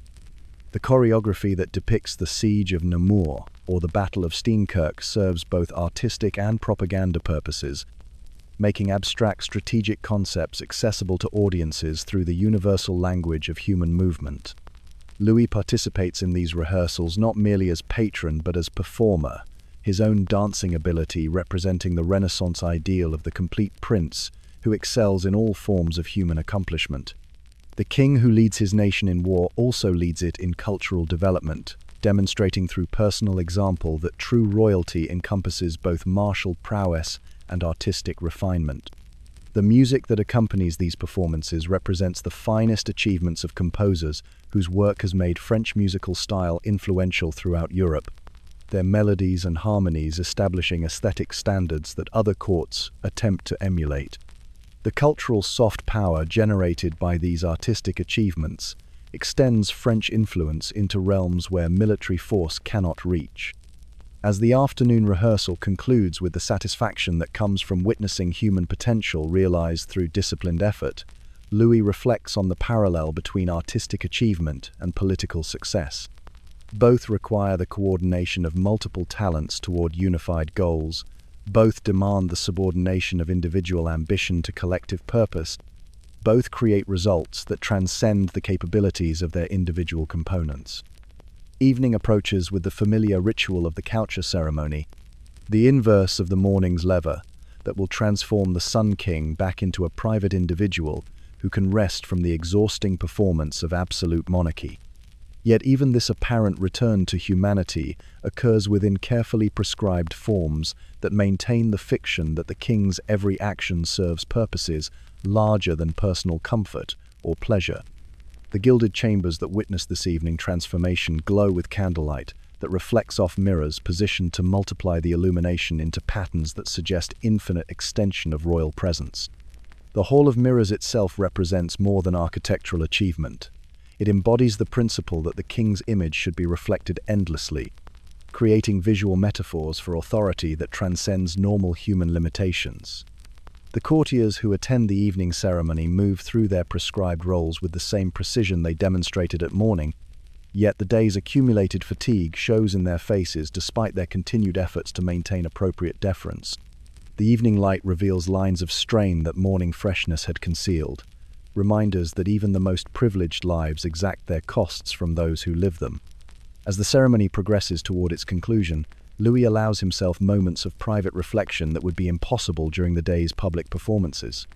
The weight of absolute authority settles upon him like the heavy robes of state, magnificent in their symbolism, yet crushing in their practical implications for the man who must wear them every day, until death releases him from responsibilities that admit no respite. The final moments of consciousness before sleep provide the only time when the Sun King can acknowledge doubts about policies that seem necessary yet carry consequences that trouble his conscience. The wars that maintain French dominance cost lives that cannot be restored. The taxation required to fund his ambitions creates hardships for subjects whose welfare he genuinely desires to protect. The isolation that preserves royal dignity prevents him from forming genuine human connections. The fountains of Versailles continue their eternal dance in the moonlight beyond his windows, their waters rising and falling in patterns that will outlast the king who created them and the dynasty that he represents. In their mechanical perfection he finds both inspiration and melancholy, evidence of human ability to impose order on chaos, yet reminders that even the most magnificent achievements remain subject to forces beyond their creator's control. The secret doubt that haunts his night centers on the question of whether the glory he has created can survive his death, whether the system of absolute monarchy he has perfected can function effectively under successors who may lack his unique combination of personal charisma and political skill. The very perfection of his reign may have created expectations that future kings cannot meet, problems that success generates as surely as failure. The palace that surrounds his rest represents both monument and burden, architectural achievement that will testify to his greatness for centuries while requiring resources that strain even France's vast wealth. The buildings will outlast their creator, but the financial obligations they represent will continue to challenge his successors long after his death has ended his personal responsibility for the consequences of his architectural ambitions. As sleep finally claims the Sun King who has spent another day performing the exhausting role of absolute monarch, the palace settles into the quiet rhythms that characterize the few hours when even royal authority must yield to human necessity. The courtiers disperse to their own chambers, the servants complete their final duties, and Versailles becomes temporarily a place where people rest, rather than a stage where monarchy performs its eternal theatre of power and submission. Peter the Great. Fog rolls off the Neva River like the breath of sleeping giants, shrouding St. Petersburg in mist that cannot conceal the sounds of construction echoing across the marshland where the Tsar of all the Russias has decreed that a great city shall rise from the bones of the earth itself. Peter Alexievich stands knee-deep in the muddy waters of what will become the greatest port in northern Europe, his massive frame silhouetted against the grey dawn as he drives wooden pilings with his own hands, leading by example in the impossible task of building a European capital on swampland that claims the lives of workers as surely as enemy bullets. The hammer blows that ring across the construction site carry the rhythm of imperial ambition. Each strike a declaration that Russia will no longer accept the geographic isolation that has kept it on the periphery of European civilization. The city that takes shape around him represents more than architectural achievement. It embodies his vision of a transformed Russia that will take its place among the great powers through the revolutionary act of embracing foreign knowledge while maintaining Russian strength. The morning light reveals the scope of human effort required to realize such an impossible dream. Thousands of workers hauling stones across frozen rivers, engineers from Holland and Germany applying their expertise to drainage problems that would daunt less ambitious rulers, architects creating designs that blend European sophistication with practical adaptations to the harsh northern climate that defines Russian existence. Peter moves among these laborers with the easy familiarity of a man who has learned every trade necessary for his grand project, his calloused hands as capable of laying brick as of wielding a sword. His technical knowledge earned through apprenticeships in Dutch shipyards and German workshops that scandalized Russian nobility while providing their Tsar with skills no previous ruler had possessed. The fog that swirls around the construction site seems to carry whispers from the old Russia that this new city is designed to replace. Voices of boyars who resist changes that threaten their traditional privileges, Orthodox priests who question the wisdom of adopting foreign customs, common people who fear that their Tsar's reforms will destroy the familiar world that has sustained their ancestors for centuries. Yet Peter's vision remains undeterred by such resistance, for he has seen the future of European development and understands that Russia must adapt or face permanent relegation to the status of a backward kingdom vulnerable to more advanced neighbors. The city rising from the Neva marshes represents Russia's declaration of independence from geographic and cultural isolation, a window to Europe that will transform his realm from medieval principality into modern empire.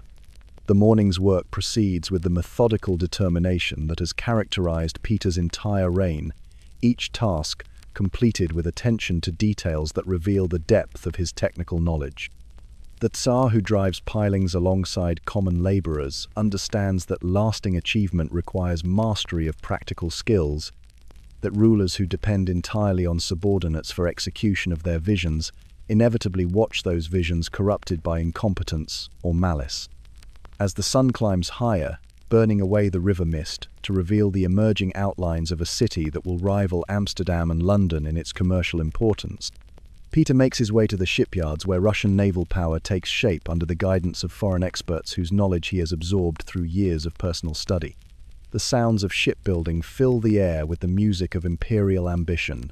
Saws cutting through timber, hammers shaping iron, the calls of workers who speak a dozen languages, yet share the common purpose of creating vessels that will carry Russian flags to seas where they have never been seen.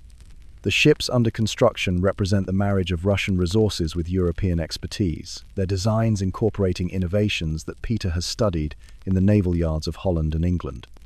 Each vessel embodies his determination to break Sweden's domination of the Baltic, to give Russia the naval power necessary for participation in European politics on terms of equality rather than subservience.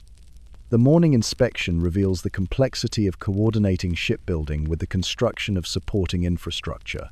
Docks that can accommodate vessels of unprecedented size, warehouses for storing naval supplies, entries for casting the cannons that will arm his fleet. The admiral who examines these facilities understands that naval power depends as much on logistics as on seamanship, that effective fleets require industrial capacity that Russia has had to create from nothing. Peter's technical discussions with Dutch shipwrights reveal knowledge gained through personal apprenticeship in foreign yards, understanding that shocked European observers who could not comprehend a crowned head working alongside common craftsmen. The expertise he displays in examining hull construction and rigging specifications demonstrates the practical education that has made him unique among European rulers. A king who understands his realm's capabilities because he has learned its limitations through direct experience. The vocabulary that flows from his lips mingles Russian terms with Dutch technical expressions, creating a linguistic synthesis that mirrors the cultural transformation he seeks to achieve throughout his empire. The words themselves represent the painful process of adaptation that has characterized his reign, the gradual replacement of traditional Russian methods with foreign innovations that promise greater efficiency and effectiveness. The shipyard workers pause in their labors as their Tsar approaches, offering the respectful acknowledgement due to legitimate authority, while maintaining the easy familiarity that develops between craftsmen who share technical knowledge. In their faces, Peter sees both the promise of Russia's future and the resistance that change inevitably generates, the mixture of pride and uncertainty that accompanies any society's transformation from one cultural model to another. Midday brings the bizarre spectacle of beard tax inspections, ceremonies that epitomize the cultural warfare that has defined Peter's domestic policies.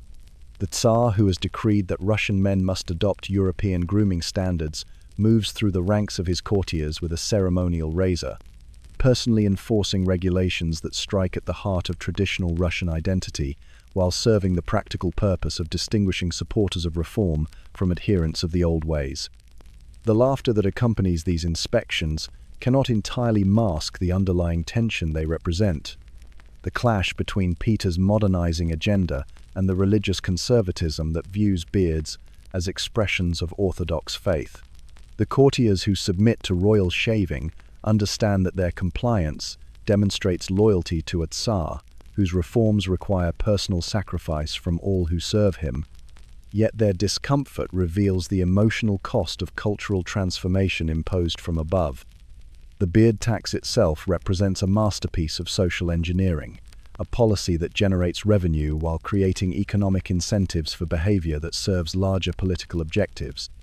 Those who can afford to pay the tax may maintain their traditional appearance, while those who cannot must adopt European grooming standards, creating a system that gradually transforms Russian society through financial pressure rather than direct coercion.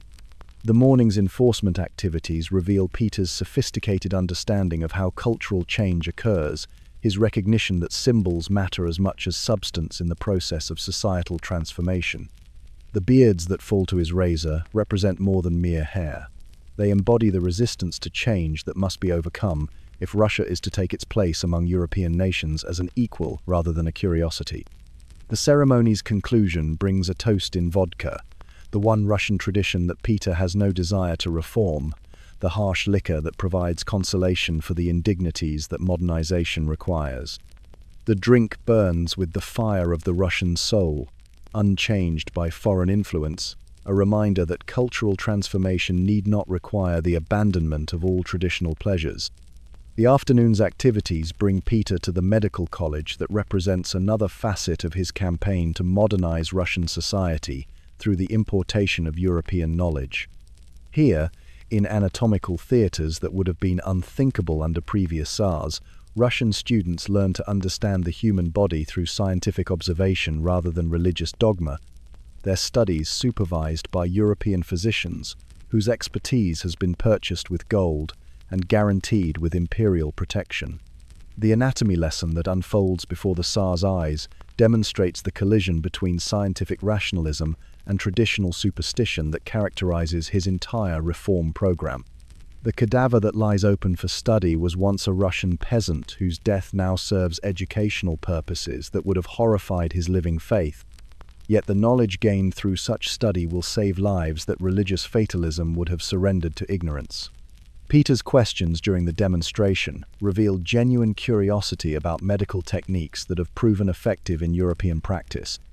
his interest extending beyond mere royal patronage to active engagement with scientific principles.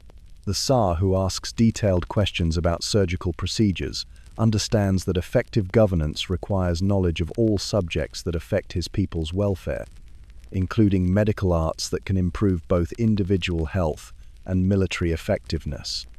The afternoon's medical discussions reveal the broader implications of Peter's educational reforms, his recognition that Russia's modernization requires not just new technologies, but new ways of thinking about fundamental questions of human existence. The scientific method that guides medical education must eventually influence other areas of Russian intellectual life, creating a transformation that extends far beyond the specific subjects taught in imperial academies.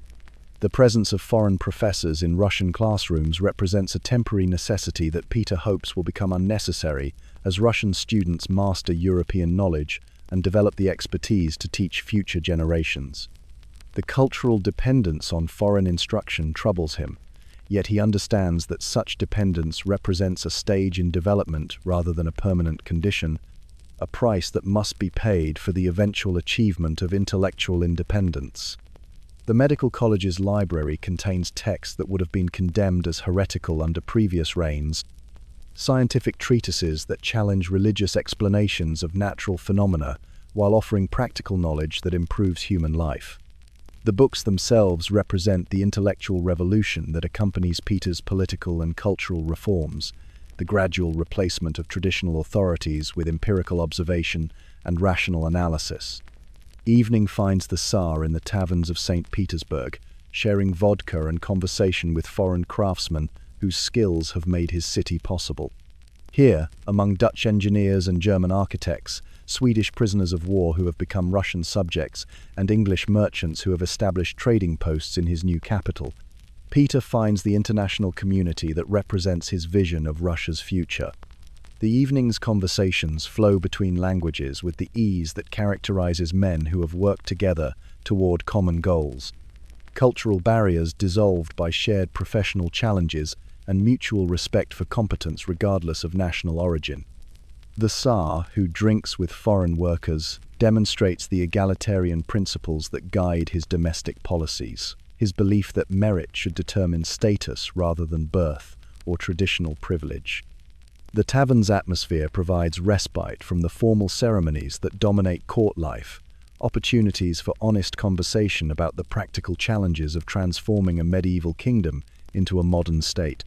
The foreign experts who advise him speak freely about obstacles and opportunities, their candor possible only in settings where royal dignity yields to human fellowship.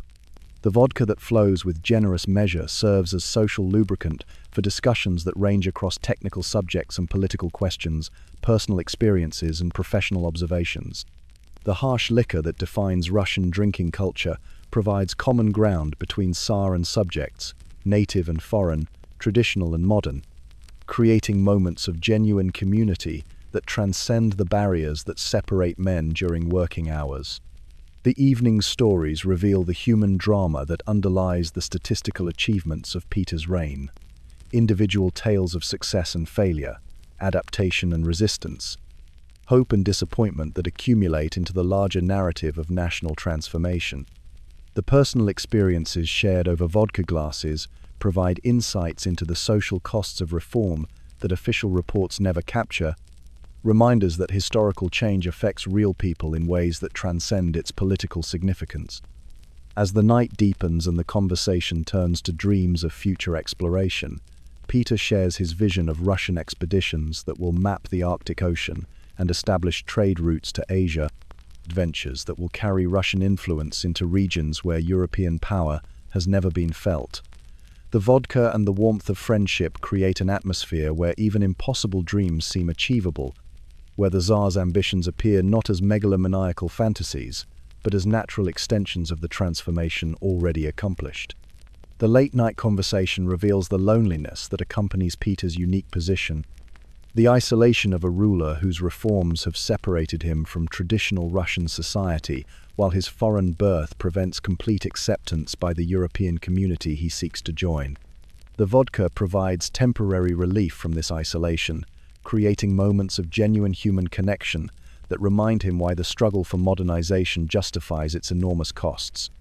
The tavern's closing brings an end to the evening's fellowship, yet the relationships forged over shared drinks and common challenges continue to influence the daily work of building a new Russia.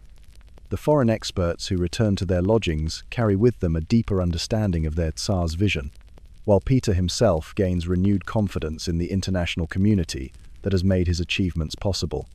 The walk back to the palace through streets that exist only because of his will takes Peter past construction sites where tomorrow's work will continue the never-ending process of building a city from marsh and mud, creating European civilization in a landscape that nature never intended for human habitation. The sounds of the sleeping city remind him that his reforms have created not just new buildings, but new ways of life, new possibilities for human achievement that will outlast his personal reign. The night wind that blows off the Baltic carries scents of salt water and distant lands, reminders of the maritime connections that have made Russia a participant in European commerce and politics. The same wind that once brought Viking raiders to these shores now carries Russian ships toward destinations that previous Tsars could never have imagined, evidence that geographic destiny need not determine political fate. Standing on the banks of the Neva as midnight approaches, Peter contemplates the city that represents his greatest achievement and his most dangerous gamble. St. Petersburg embodies his vision of Russia's future, yet its very existence challenges traditional patterns of Russian development in ways that could ultimately destroy the empire he seeks to strengthen. The city that will outlast its creator remains a question mark in history, a magnificent experiment whose success depends on factors beyond any individual ruler's control. The fog that returns with the dawn will soon shroud the city in mystery once again, but the work of transformation will continue with the same relentless determination that has characterized Peter's entire reign. The Tsar who has rebuilt Russia from its foundations understands that his legacy will be measured not by the permanence of his specific reforms but by their success in creating a Russia capable of adapting to future challenges with the same courage and intelligence that have made his own achievements possible. Napoleon I. Pre-dawn darkness settles over the Tuileries Palace like a shroud of anticipation. The imperial chambers illuminated only by the flickering light of oil lamps that cast dancing shadows across maps whose red pins trace the march of French eagles from Cadiz to Moscow, from the pyramids of Egypt to the forests of Prussia. Napoleon Bonaparte stands before the largest of these strategic displays, his small hands moving across territorial boundaries with the precision of a surgeon and the confidence of a man who has redrawn the map of Europe through sheer force of will and military genius. Each colored pin represents armies whose movements he can visualize with perfect clarity, despite the thousands of miles that separate him from their current positions. The mathematics of warfare have become as familiar to him as the basic operations of arithmetic, the calculations of supply and reinforcement, march times and battle positions flowing through his mind, with the ease that comes from having orchestrated victory on dozens of battlefields where lesser commanders would have found only confusion and defeat. The weight of empire presses upon him in these quiet hours before dawn, the responsibility for millions of lives and dozens of nations settled upon shoulders that still remember the modest beginnings of a Corsican artillery officer who possessed nothing but ambition and the revolutionary fervor that swept away the old order. The transformation from Lieutenant Bonaparte to Emperor Napoleon represents more than personal advancement. It embodies the possibility that merit can triumph over birth, that genius can reshape the world regardless of its origins. The memory of his coronation intrudes upon his strategic contemplations, the moment when he placed the crown upon his own head while the Pope watched in ceremonial impotence, a gesture that declared his independence from all traditional sources of authority. The laurel wreath that had felt so light during the ceremony now seems heavier than the artillery pieces he once personally aimed at enemy positions, its weight increasing with each territory added to his empire, and each year that passes without the decisive victory that would secure his legacy. The maps before him tell stories of triumphs that have entered the lexicon of military science. Austerlitz, where he crushed the combined armies of Austria and Russia through tactical brilliance that seemed to bend reality to his will. Jena, where Prussian military tradition collapsed before the revolutionary warfare, that he had perfected through years of campaigning. Wagram, where Austrian resistance finally crumbled under the weight of French superiority in organization and leadership. Yet the same maps also whisper warnings about the limits of human ambition, the vast distances that separate Paris from the frontiers of an empire that spans from the Atlantic to the steppes of Russia, territories so enormous that even his genius cannot maintain direct control over their countless details. The red pins that mark French positions also highlight the vulnerability of extended supply lines, the danger of operating in regions where local populations wait for any sign of weakness to transform French liberators into French occupiers. The morning light that begins to penetrate the palace windows reveals the complexity of governing an empire that encompasses dozens of languages, hundreds of local customs, and political traditions that predate the French Revolution by centuries. The Code Napoleon may provide legal unity, but cultural diversity remains a constant challenge that requires delicate balance between imperial authority and local autonomy, between the revolutionary principles that justify French expansion and the practical requirements of maintaining order among conquered populations. The dawn brings the familiar routine of imperial administration, the endless stream of reports and decisions that transform abstract policy into concrete reality across territories that stretch beyond the horizons visible from any single location. The Council of State convenes with the precision that characterizes all aspects of Napoleon's governance, its members representing the finest administrative minds in Europe, men whose expertise enables the emperor to govern an empire whose complexity would overwhelm any individual ruler.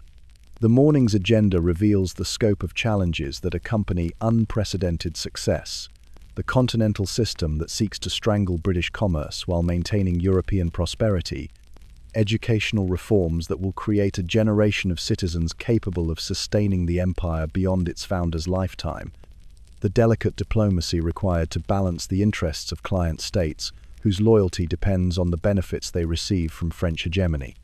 The discussion of the continental system exposes the fundamental contradiction that haunts Napoleon's strategy, the attempt to defeat Britain through economic warfare while maintaining the commercial relationships that fund French military operations. The blockade that should weaken British power also disrupts trade patterns that support French allies, creating tensions that threaten the stability of the entire European system he has constructed. The educational debates reveal Napoleon's sophisticated understanding of how empires survive their founders, his recognition that lasting achievement requires institutions capable of function beyond the personal authority that created them. The lycées that he establishes throughout the empire represent more than educational facilities.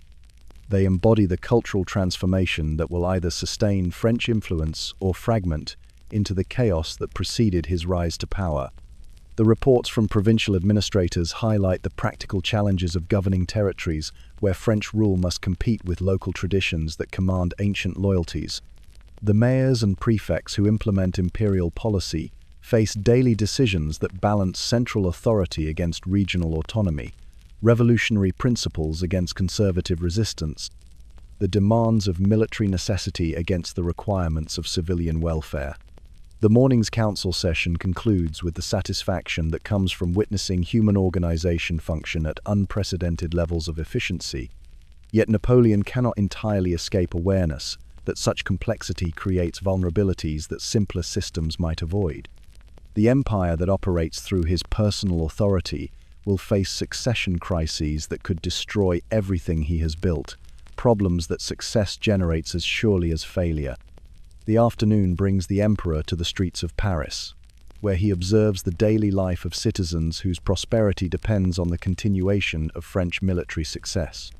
The carriage ride through the capital reveals a city transformed by the wealth that flows from conquered territories, its architecture and atmosphere reflecting the confidence that comes from belonging to the dominant power in European civilization. The crowds that gather to observe the imperial procession represent the foundation of Napoleon's domestic authority, common people whose lives have improved under his rule and who associate their welfare with his continued success. Their cheers provide both encouragement and warning, reminders that popular support depends on maintaining the military victories that fund domestic prosperity and the social reforms that justify revolutionary change. The afternoon's journey through Paris allows Napoleon to gauge the public mood with the sensitivity that has made him a master of political as well as military strategy. The faces in the crowd reflect emotions that range from genuine enthusiasm to careful calculation, from patriotic fervor to the skepticism that comes from having witnessed the rise and fall of previous regimes that promised permanent transformation. The construction projects that dot the imperial capital demonstrate the marriage of artistic vision and political propaganda that characterizes the Napoleonic era. The Arc de Triomphe that rises from the Champs-Élysées will commemorate French military glory for centuries, yet it also serves immediate purposes in providing employment and creating visual symbols that reinforce the empire's claims to permanence and legitimacy. The evening's activities reveal the human cost of the choices that have defined Napoleon's career, the personal relationships sacrificed to political necessity, and the family connections strained by the demands of imperial authority. The dinner with Josephine carries undertones of marital discord that reflect the tension between private happiness and public duty, between the emotional connections that sustain individual life and the dynastic requirements that guarantee political survival.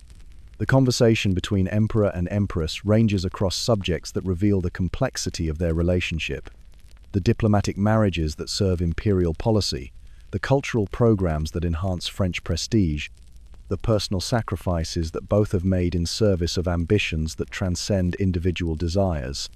Their mutual understanding stems from shared experiences that few others can comprehend, yet their differences reflect the costs that power exacts from those who wield it. The evening's domestic scene provides temporary respite from the crushing weight of imperial responsibility, moments when the emperor can remember what it felt like to be simply a man whose happiness depended on personal relationships rather than military victories. Yet, even these intimate hours carry the burden of political calculation, for the succession questions that trouble his dynasty affect not just his personal legacy, but the stability of the entire European order he has created. The night brings solitude and the opportunity for reflection that daylight duties rarely permit, hours when Napoleon can confront the questions that have no comfortable answers. The memoirs that he dictates in the privacy of his study will eventually provide his version of events that change the course of human history, yet the process of creating such records forces him to confront the gap between his intentions and their consequences, between the ideals that inspired his rise and the realities that have shaped his rule.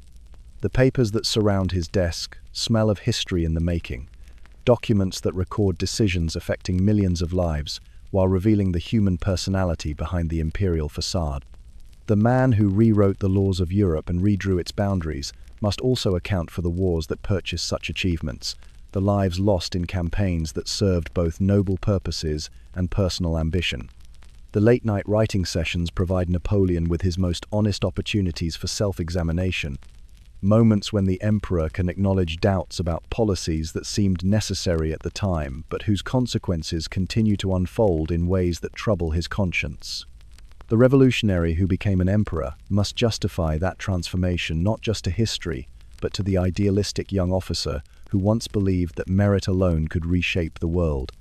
The memoirs that take shape under his pen reveal the complexity of a man who has achieved everything possible for someone of his generation, yet cannot escape the knowledge that all human achievements remain subject to forces beyond their creator's control.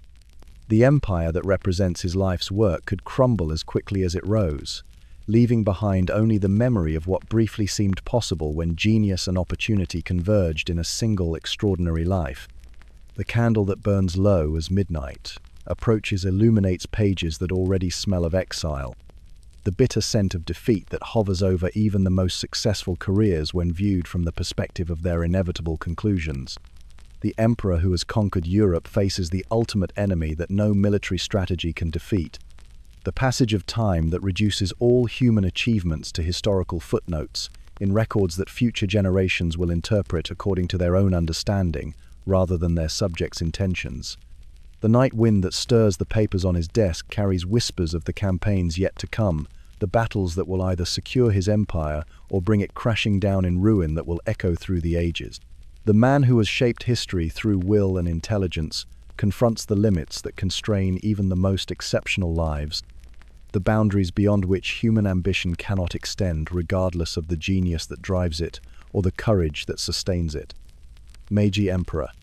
The first train whistle of the morning pierces the Tokyo dawn like a herald of the new world, its mechanical voice announcing the arrival of technologies that would have seemed impossible to the samurai who ruled Japan just decades ago. Emperor Meiji stands at the window of his palace, watching as steam and smoke rise from the railway station, where his silk-robed courtiers learn to accommodate schedules determined by mechanical precision rather than the natural rhythms that have governed Japanese life for centuries. The sight of the Iron Dragon breathing fire and carrying passengers across distances that once required days of travel on foot represents more than mere technological advancement. It embodies the transformation of an entire civilization that has chosen adaptation over isolation, progress over tradition, the painful embrace of foreign knowledge over the comfortable certainty of ancestral wisdom. The emperor who observes this daily miracle understands that he witnesses not just the arrival of trains, but the birth of modern Japan. The morning light reveals a capital city caught between worlds, where ancient temples stand in the shadows of Western-style buildings, where traditional gardens provide refuge from streets that echo with the sounds of construction and commerce, conducted according to foreign principles. The juxtaposition creates a visual metaphor for the cultural revolution that has consumed his reign, the attempt to preserve Japanese essence while adopting Western methods that promise national survival in a world where isolation means vulnerability. The courtiers who gather for the morning's business wear uniforms that blend Japanese and European elements, their appearance reflecting the cultural synthesis that has become the hallmark of the Meiji era. The silk that adorns their traditional garments speaks of Japanese craftsmanship that has enchanted the world, while the Western-style decorations that mark their rank demonstrate the pragmatic adoption of foreign customs that serve practical purposes of international diplomacy and domestic administration. The emperor's own costume represents the same careful balance between tradition and innovation, ceremonial robes that maintain the dignity of ancient office while incorporating elements that signal Japan's participation in the modern world.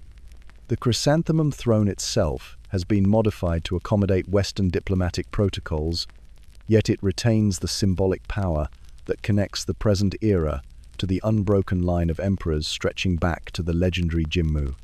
The morning's reports arrive via telegraph lines that connect Tokyo to the furthest reaches of the archipelago, communications that travel at the speed of lightning rather than the pace of horses, enabling centralized administration of reforms that would have been impossible under previous technological conditions.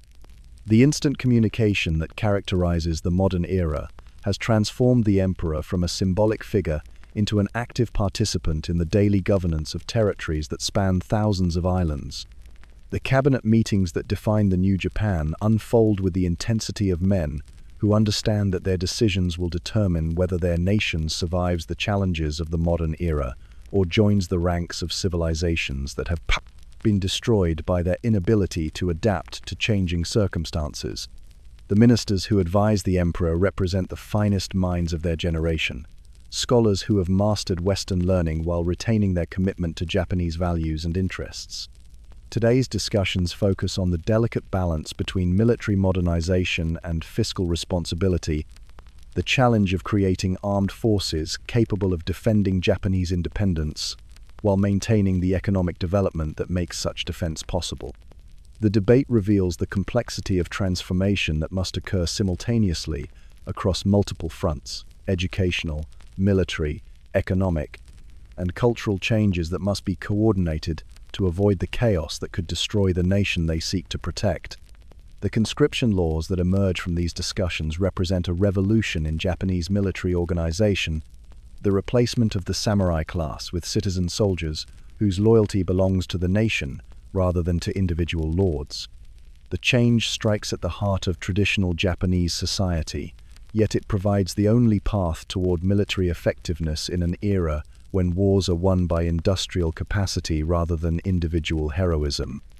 The morning's debates also addressed the question of constitutional government, the attempt to create political institutions that will provide stability and legitimacy while maintaining the imperial authority that has defined Japanese civilization for over a millennium.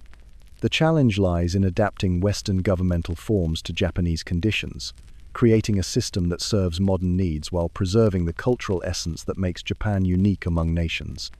The Charter Oath that guides these reforms speaks of seeking knowledge throughout the world, a commitment that has sent Japanese students to universities in Europe and America, while bringing foreign experts to Japan to teach the skills that modernization requires.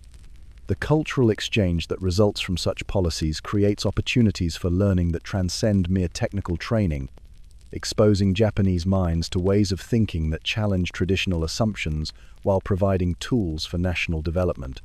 The afternoon brings the emperor to the spinning mills that represent Japan's industrial revolution, factories where traditional crafts are transformed into modern manufacturing processes that can compete with Western production, while maintaining the quality standards that have made Japanese goods prized throughout Asia.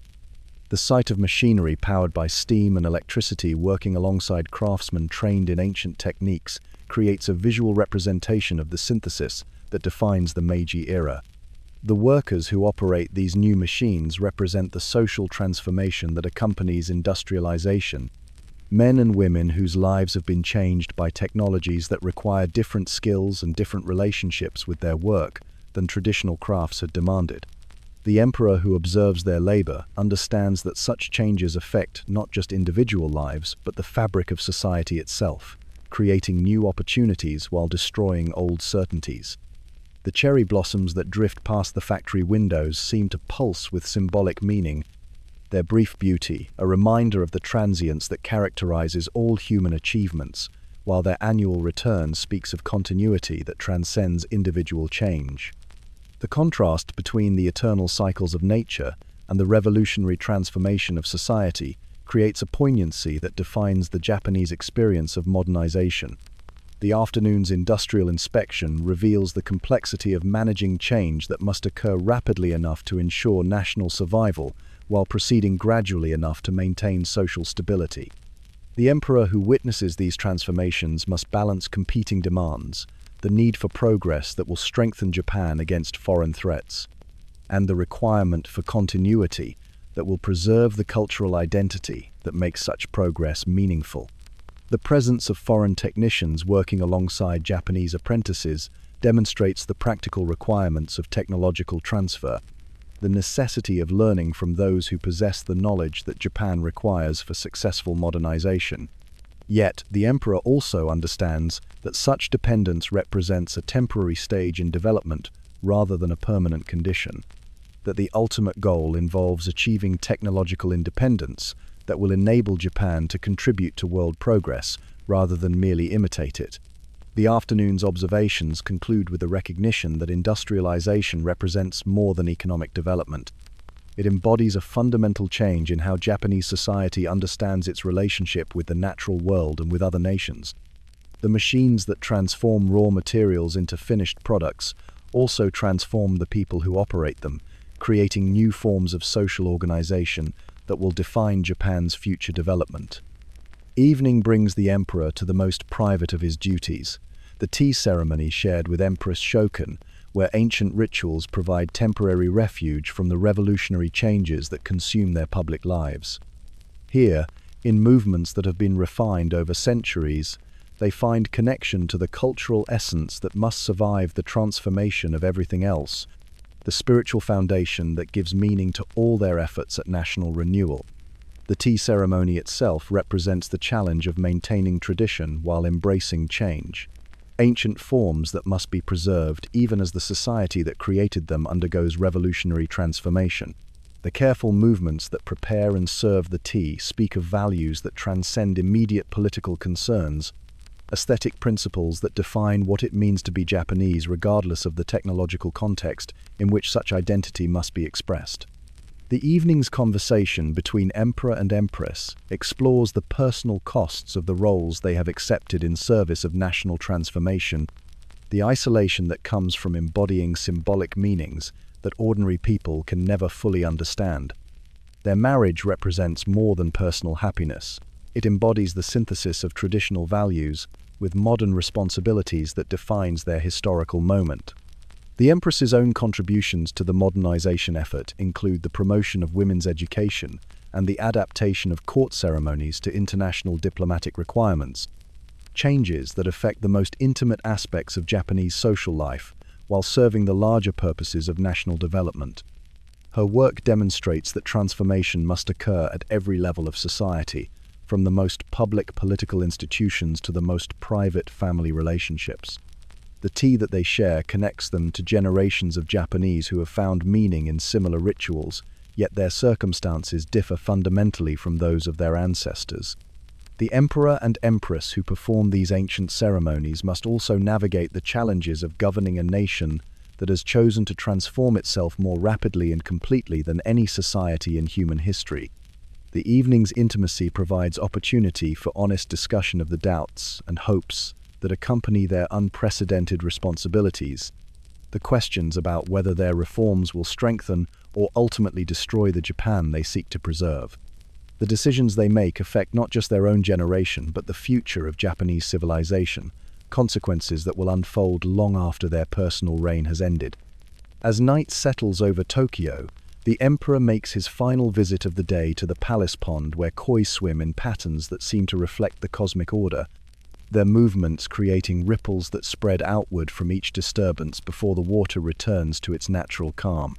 The sight provides a meditation on change and continuity, transformation and essence, themes that define both his personal experience and his nation's historical moment. The koi themselves represent the transformation that has characterized his reign, creatures that have adapted to conditions their ancestors never knew while maintaining the essential nature that makes them recognizably what they have always been. The pond that contains them reflects the stars that shine over a Japan that has become something new while remaining fundamentally itself, evidence that successful change requires both courage and wisdom.